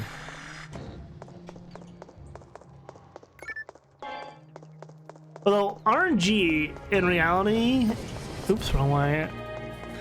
Because one of the first things we had to learn to program, we had to design slot machines. I think it was in CAD or something. Anyways, we had to make these slot machines, and then we had to program the slot machines digitally. I don't know why they had kids programming slot machines, but hey, we did. So we were taught how to program the RNG factors for the winning. And if I recall, it was Boolean coding.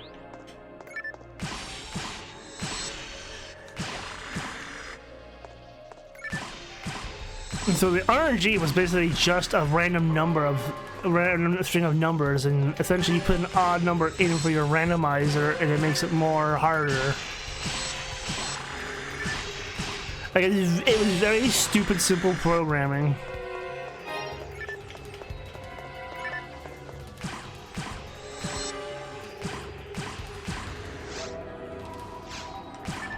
You know what's sad? I might actually level up in this run now.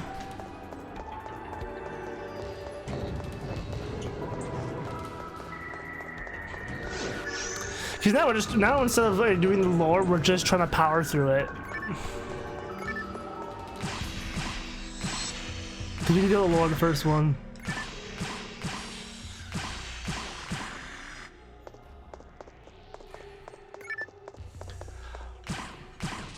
Yeah, we were doing all this shit on... Okay, at the time, it was Pentium 3s. With, like, the most advanced machines we had at the time.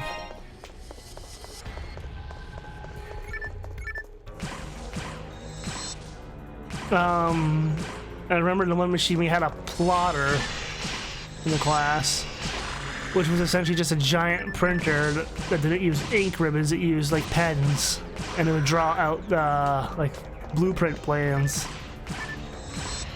or the floor plans, or whatever we want to call them.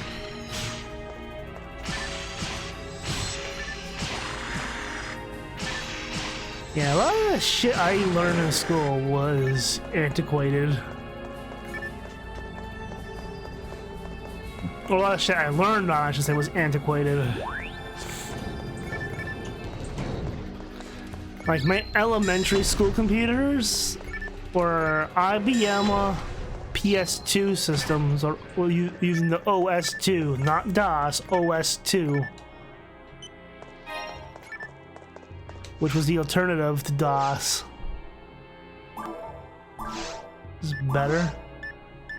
No, it's shittier. Of course it's shittier.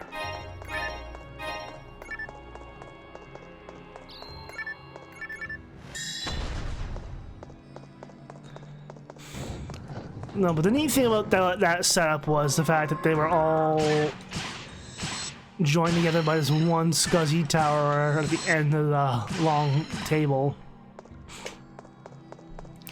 And it was all like they used dial-up as LAN networking essentially, before LAN networking was a thing essentially.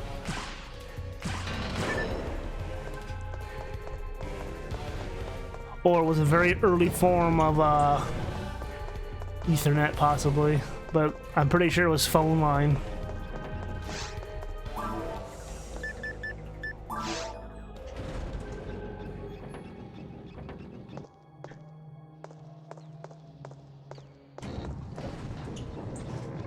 I think I took a wrong turn. Because I grew up with 56K dial-up modem, so I grew up in the time before JPEGs were a thing, and we had just fucking bitmaps.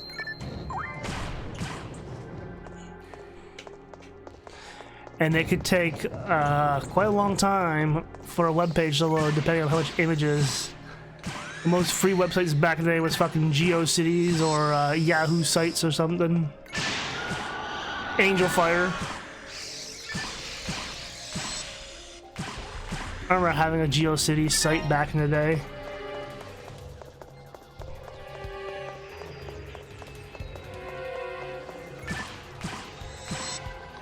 Back when free web hosting was a thing.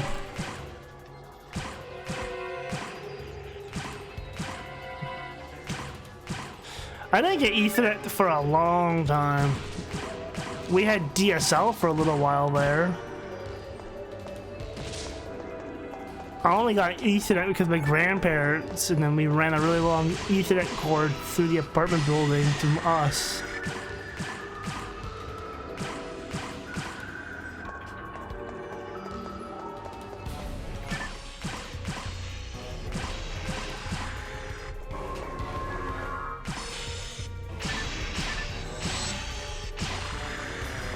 That's what I mean by Ethernet too, not DSL.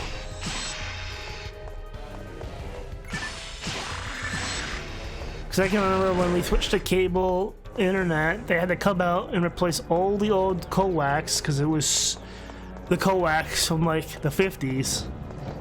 So they had to change it over so it could have the higher bandwidth to use the internet. It was kind of funny because the old coax, you wouldn't think it by nowadays, but the old coax were just TV, was super thin compared to stuff that was for internet. The internet cable itself is a lot thicker.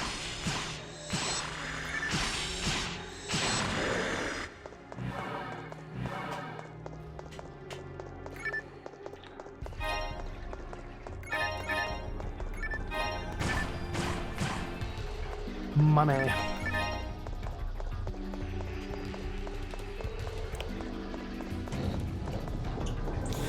Which also, like, you think about it, okay, yeah, it was only 20 years ago, essentially. Because this game, when it originally came out, was built for dial-up, because the Dreamcast shipped with a dial-up adapter on it. And now, there's ways to use dial-up with Ethernet by using a converter box. That's how people use the Dreamcast online now to play, like, old-school Doom matches. Because, I forget what it is, but they sell things that are used for, to put a phone over Ethernet. It's a little box, converter box, essentially.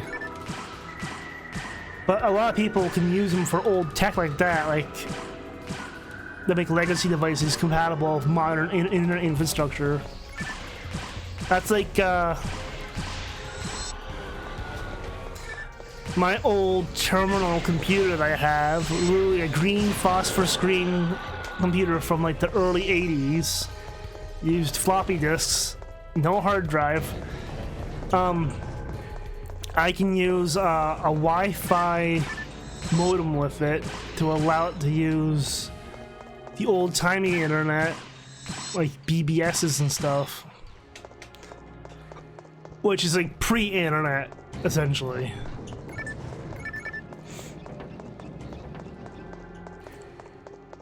Like when I say terminal, I think Fallout terminal computer.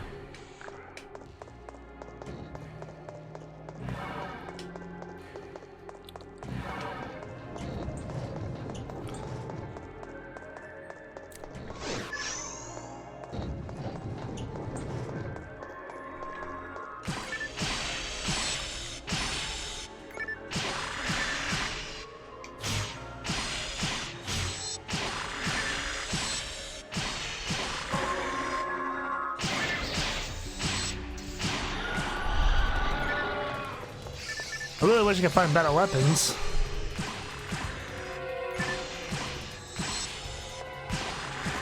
Well, in the older operating systems are a little more complicated than that too, because it's all command prompt based, and even in when that machine's not even DOS, it's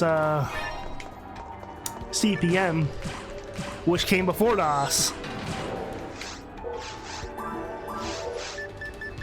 Not quite Unix territory, but it's old.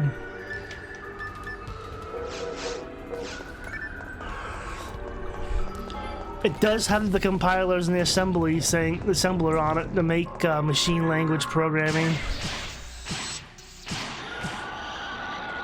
It also has Microsoft Basic and all that, so does my Commodore.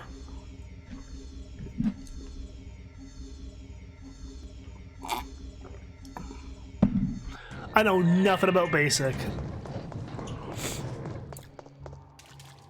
Apparently Basic's pretty easy to program for, but I wouldn't know.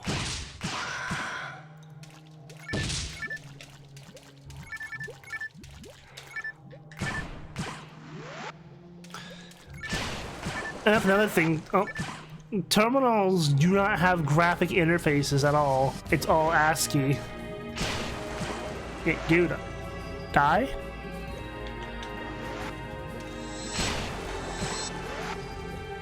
Now I know I'm in trouble.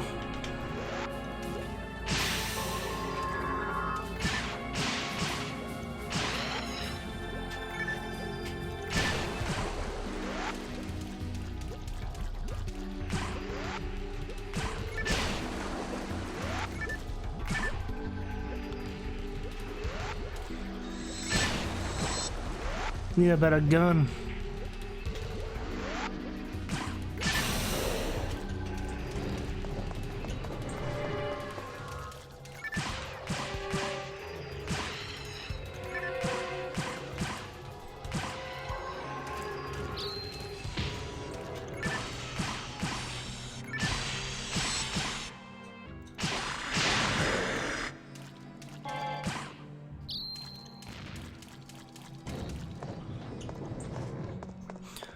Now, in the old school, technology will never die, essentially. It'll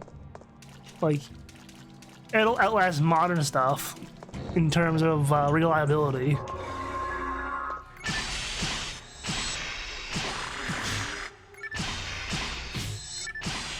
So it's also built during the era where most computers will still... Well, even back in the 80s, there was no really settled on format yet for the OS, expansion slots, anything yet was not even decided yet back in those times. Like, computers were still very much Wild West.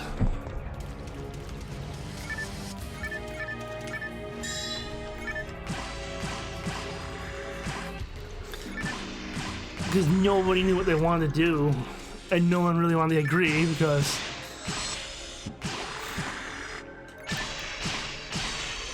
everyone wanted to be proprietary. That way, more or less, it would force people to buy from their companies only, kind of thing.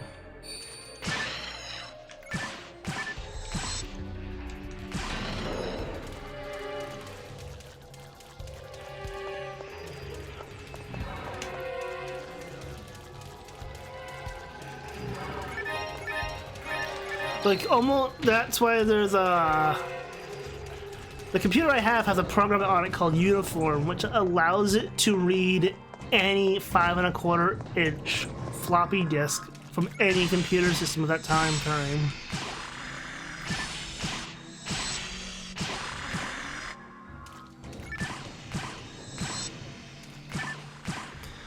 Because, like, Apple had its own, Commodore had its own, K-Pro had its own, like, everyone had their own way of making the discs read. That way they weren't, the software couldn't be used on other machines. However, in the case of the K-Pros, like, that's the one I have, the terminals type thing, it can use software from any different K-Pro because it's all, as long as the CPM version is not higher than what it needs, what it has, it'll run it.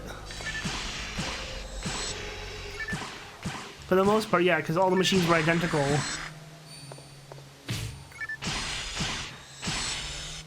The same goes with the Commodore, the VIC-20, the Commodore PET, and the Commodore 64 there. They're basically all, and the Commodore 128. The Commodore 128 can basically backwards compatibility all of them. But it'll only run basically in 64 mode for most of it. Because Commodore's architecture really hasn't changed since the PET.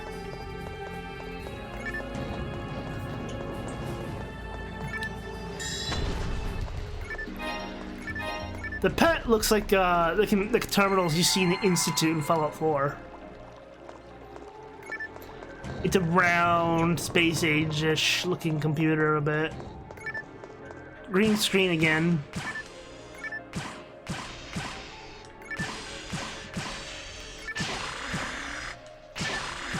Like, if I had more time to do more stuff, I would do more retro computing stuff.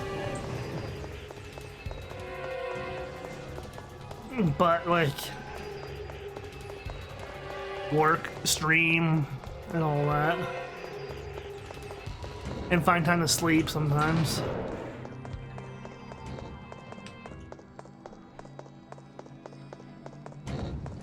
Like, I do have my Commodore 64. I can hook it up to capture. I just don't have a ton of stuff. Well, I do and I don't. Because I started moving my Commodore over to SD card because the floppy drives on that are, like, 40 years old. They are up there.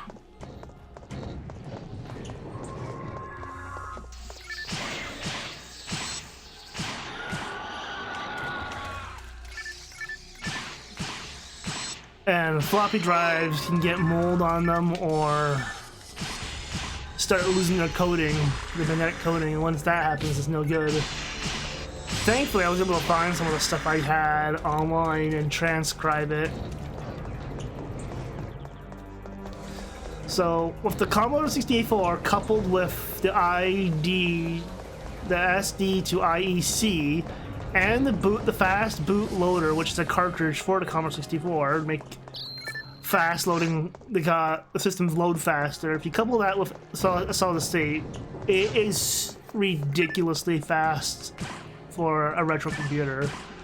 Because a bug on the original Commodore 64 was they didn't get the drive software completed in time for the actual disk drives, so they ended up doing like a dummy, very basic command-based system for it.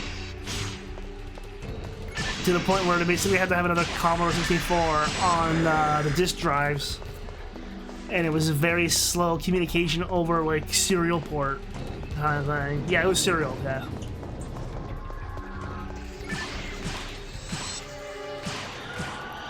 I think the programming was just not optimized, so it would, without the fast load cartridge, it would seek to find the spot on the disk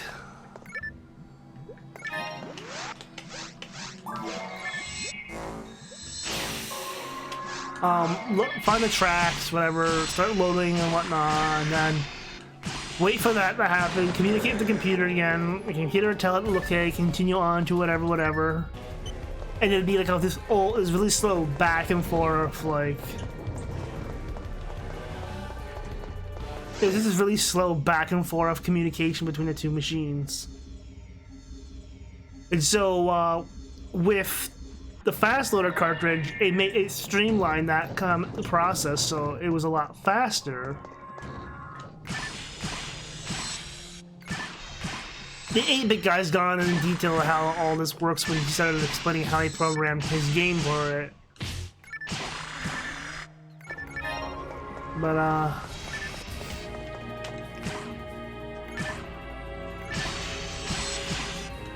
But, yeah, with the SD card adapter over serial with the fast load cartridge, there is no seat time for the discs, so it's instantaneously basically load times.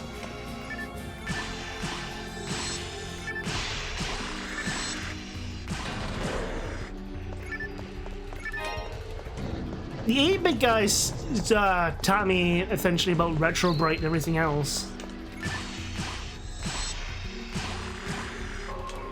Retro Bright, where to get Game Boy backlight mods and stuff and all that too for like the OG Game Boys. Although in my case, I'd probably just settle for getting a color screen. Put in that. There's also a product out there called the GB Color, which is a Chinese bootleg Game Boy, which has like 100 games in one. The Grimace Birthday Shake.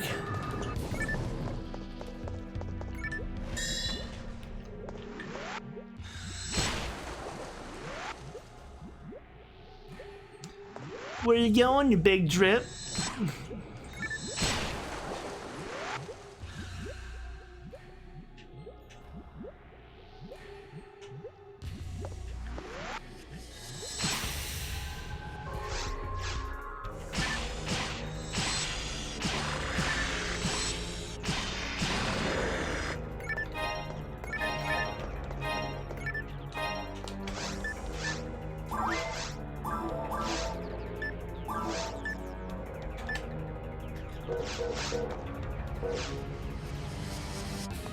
Huh.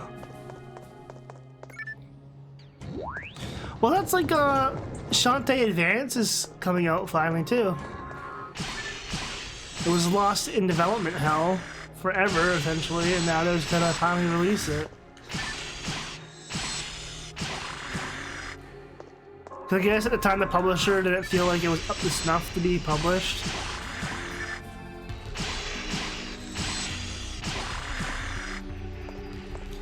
It makes me wonder though how many games got canceled even though they're like complete, just because like a publisher or whoever was like, nah, not interested.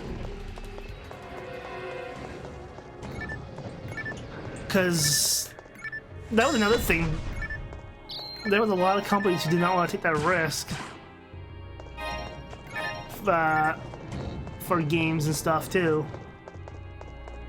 Like, I get it, it's a financial like risk for you to back something and I'm like not sure if it's gonna work out or not.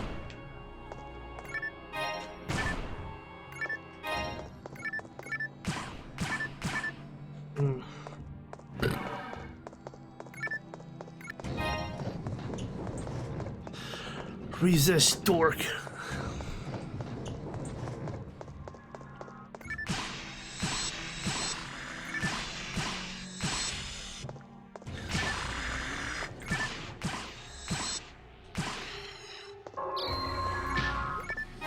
The Buster.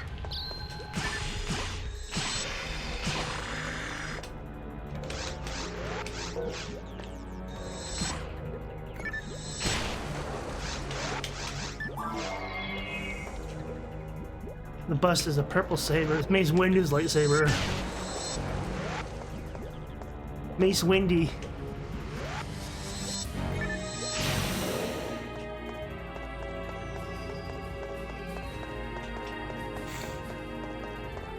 He's too dangerous to be kept alive.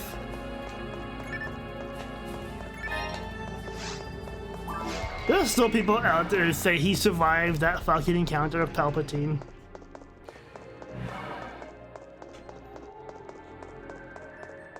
Because like fucking back when it was still George Lucas brought Maul back in Clone Wars.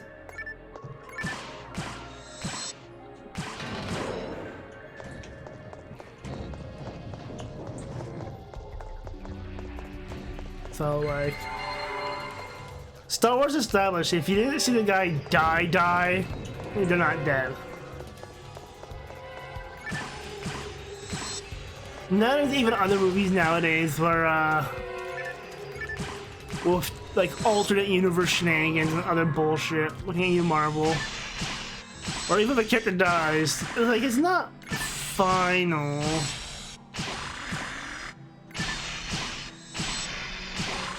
If we just bring another version of them into the fold, does that still count? I'm like, no, I'm pretty sure that counts as fucking cheating at this point.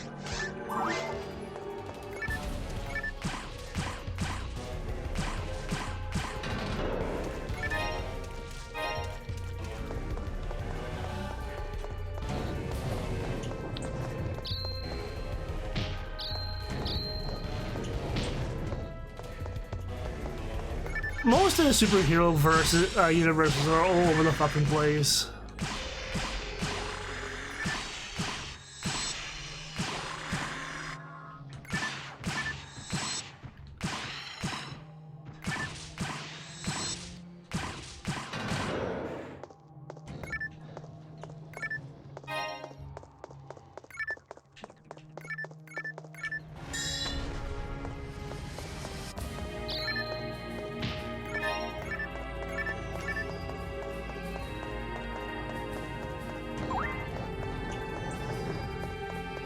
The Transformers have the same problem with retelling, basically retreading the same stories with the same characters, but changing things up.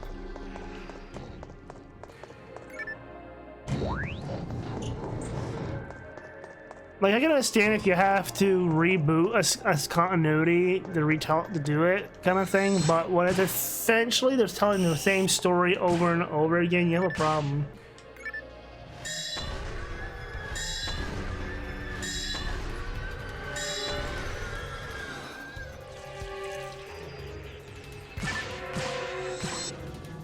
Like, there's only so many times I can give a shit about Batman's parents dying.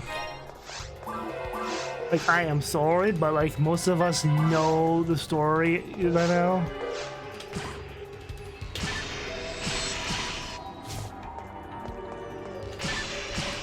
Or how many different times are we gonna have different origin stories for the fucking Joker?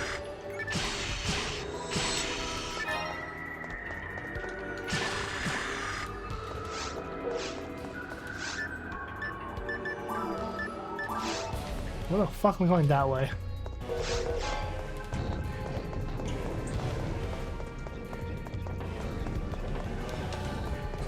I just remembered a series I blocked out of my mind because it was so terribly done, was the Halo series.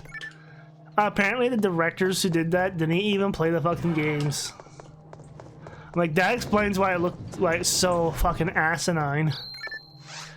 I will give all the Star Wars stuff more credit, Disney more credit with Star Wars when it comes to that compared to fucking how Halo is treated as a TV series.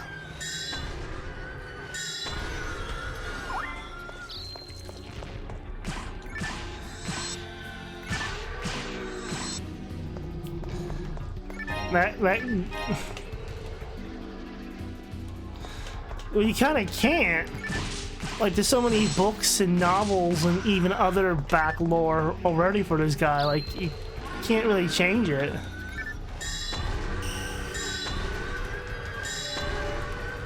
Like, you can try, but it ain't easy. Especially when you're already taking elements from said games and tossing them in anyways.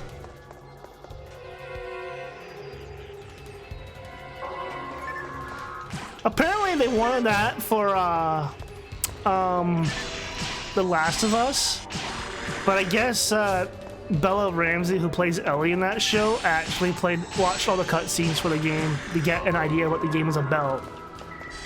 Even though HBO didn't want the actors getting any references from the games. And I also know that even when the last, the Force Awakens happened, not the Force Awakens, I think it was the Last Jedi or whatever. One of them, anyways, Mark Hamill said openly that it's not Luke Skywalker. That character you see pretend to be Luke Skywalker is not what Luke Skywalker would have been. Basically, also, if I recall, the guy who was playing The Witcher on the Netflix series, the live-action one, who eventually got let go because, or left because the directors or whatever wouldn't listen to him, even though he knew the lore of the games and shit, and the books and whatnot. Yeah, but, like, the directors didn't give a shit. And that's the problem these days. They're like, nope, we know better. Do you? When the guy you fucking hired is basically, knows his shit about the games and the books and stuff. Like, when the characters have been playing these characters for so long or whatever, and they know them, like, front and back, like, maybe you should listen to the quote-unquote expert in the fucking room.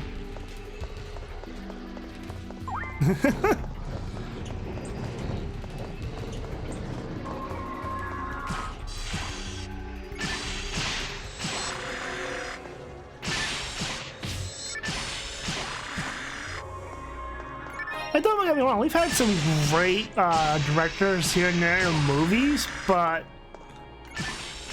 looking at you, Rian Johnson, you kind of dropped the ball when you said, oh, I gotta reinvent this fucking wheel. It's called Star Wars, even though there's already a plot laid out. Because the gist I get, like the vibe, in the sequel trilogy, Snoke wasn't supposed to die in episode 2. I feel like he was supposed to be built up more. Because it feels like the third part, Rise of Skywalker, whatever the fuck it is, I can't give too many shits. Because they brought Palpatine back from the dead, which feels like a complete cop-out. Like they didn't know what to do because their actual bad guy was killed off by some schmuck who thinks he knows how to write.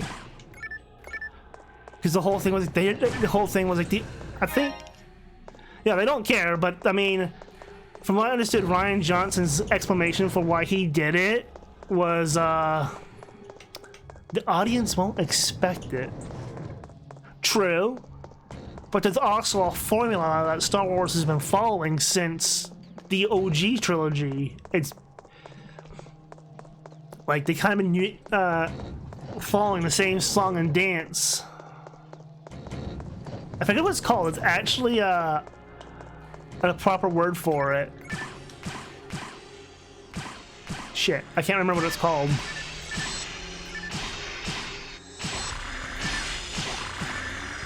Like, there's a proper term that the original Lucas series basically followed.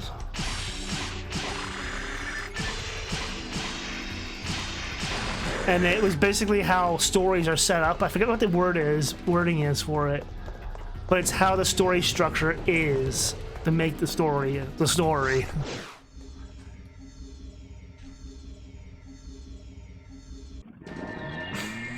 What a twist. Wormy boy!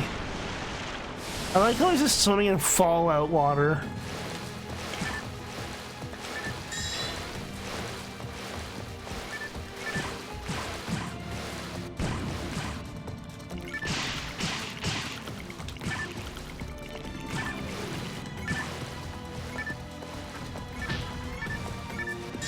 We can say they're probably not hurt.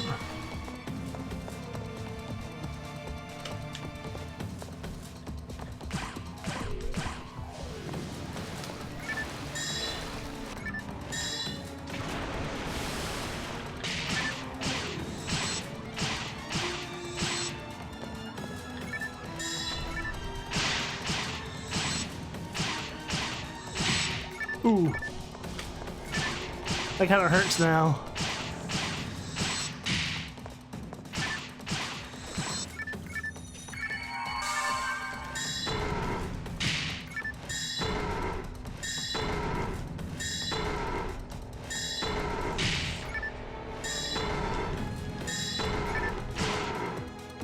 You dead? No, you're not.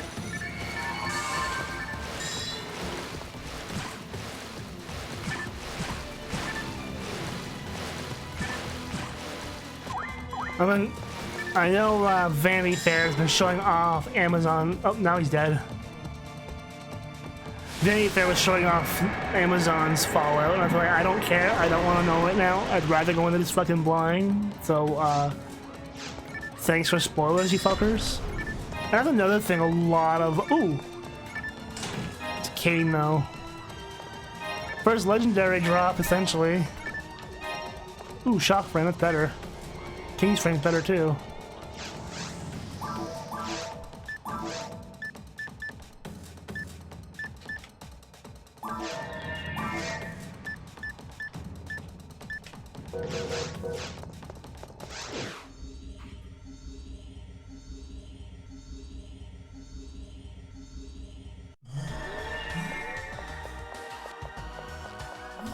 Yeah, there's a BioShock movie in the works, I think.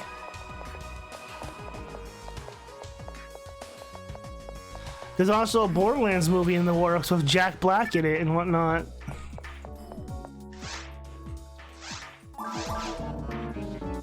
Cost you $10 to ID this.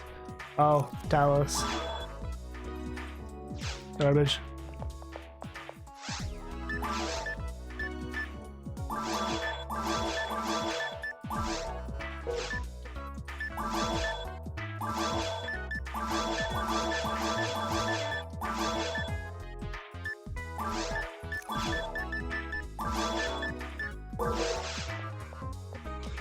Yeah, there's a lot of stuff that's coming out that I don't know if I can care about it anymore.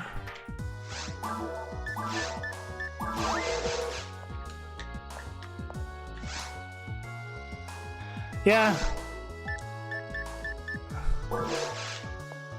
There was supposed to be a BioShock 4, but I think it fell into development hell. Like, I literally think it fell into hell.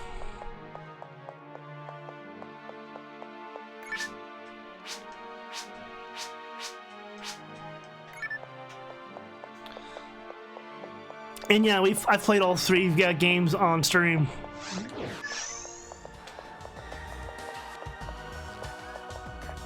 I knew the studio that worked on Infinite closed down.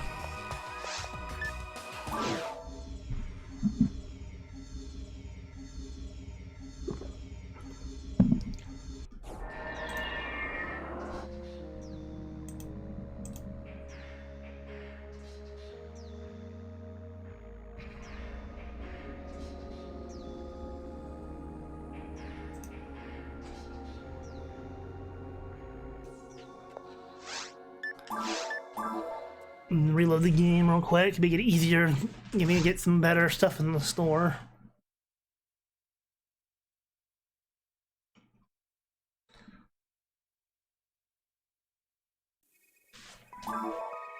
And then there was that other game that was, I don't know if it came out or was announced before. It was like BioShock in space, essentially. I don't remember what it's called. But it was not by 2K, it was by a different studio, but the old devs, essentially. I don't know, it wasn't System Shock, it was a brand new IP. And it was announced like last year or some shit, I don't remember. Oh shit, I went to episode 2. I'm Natasha Miller-Rose, General Chief of Pioneer 2 Research Facilities. This is your first time in the lab, right? This is the center of all Pioneer 2 research facilities. We simply call it the lab. Visit Unravel's mysterious underground ruins and ferocious life forms. I'm sure you are, as a hunter, experienced them all. We conduct research based on data connected by hunters. Then report our findings to our administration. What would you like to discuss here today? Is not a direct order from the administration. You can think of it as a mission request from the lab to all available hunters. I will explain briefly. We discovered a new point on Ragal's surface from our own research. It all started with communication we received from a man. This man was a high-ranking official from Pioneer 1. But here's something that really bothers me. Based on the log we received while we were traveling, this man had passed away a few years ago on the surface of Regal. So we'll have to find out what happened to him, but this mission involves a high amount of risk, and this mission must remain a secret. In order to measure your ability as a hunter, you will have to undergo 3 exams. An aide will assist you with further details about this hunter exam. Look forward to seeing your results.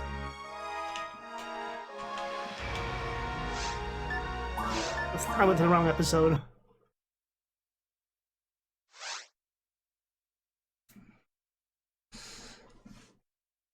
So I kind of forgot about all the logistics of episode 2.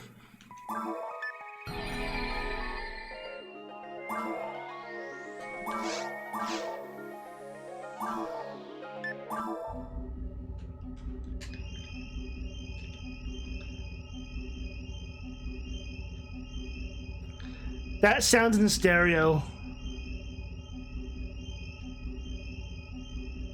That little twinkle sound is in the stereo. I can hear it going between my ears, left and right.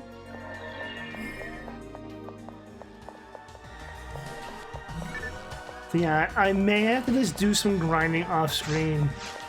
Yeah, probably best to stop now.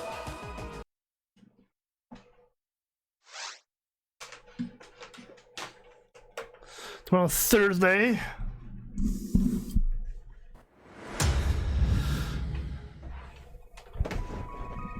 Oh, I moved the whole monitor when I did that. Tomorrow's Thursday. I have a few things I have to straighten up before I call it a night anyways. And I'm dropping shit off my desk.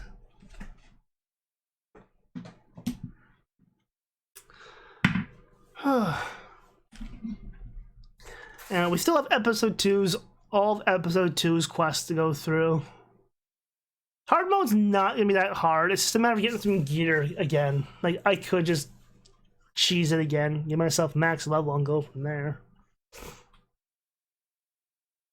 They're like, I don't need to bust it. Not yet, anyways. Oh, back. Stretch. Ugh. That's essentially all the original Phantasy Star was the grind. There was not a lot for the story, unless you were online, because then, like I said, it was literally the first MMO on a console. Like, it literally was. There was no other before it.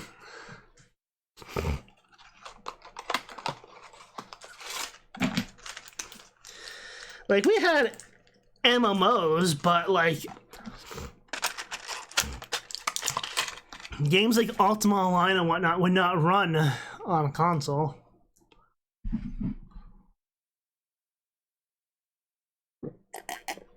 WoW came out 4 years after Phantasy Star Online.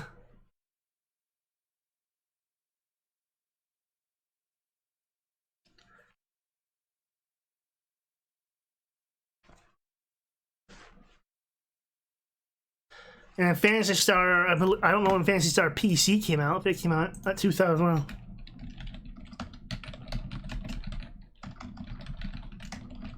Let's see.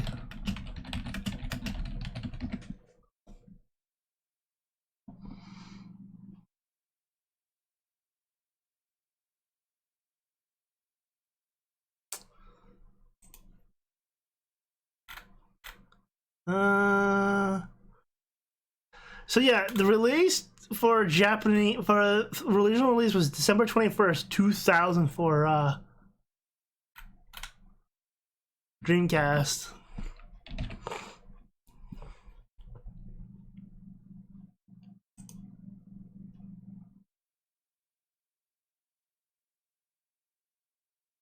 There was only EverQuest and Ultima Online technically before Phantasy Star, essentially speaking.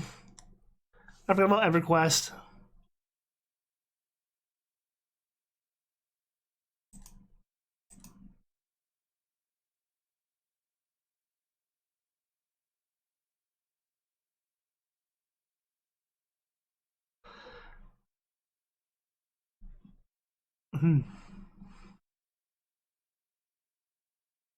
It only took 2 years for Phantasy Star Online to develop.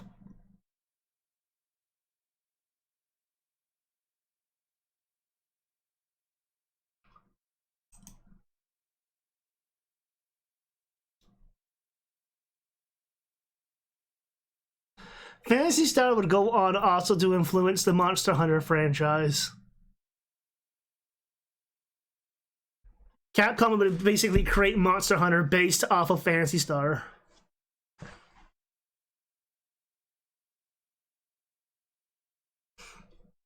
Yeah, I know Monster Hunter is a very grindy game.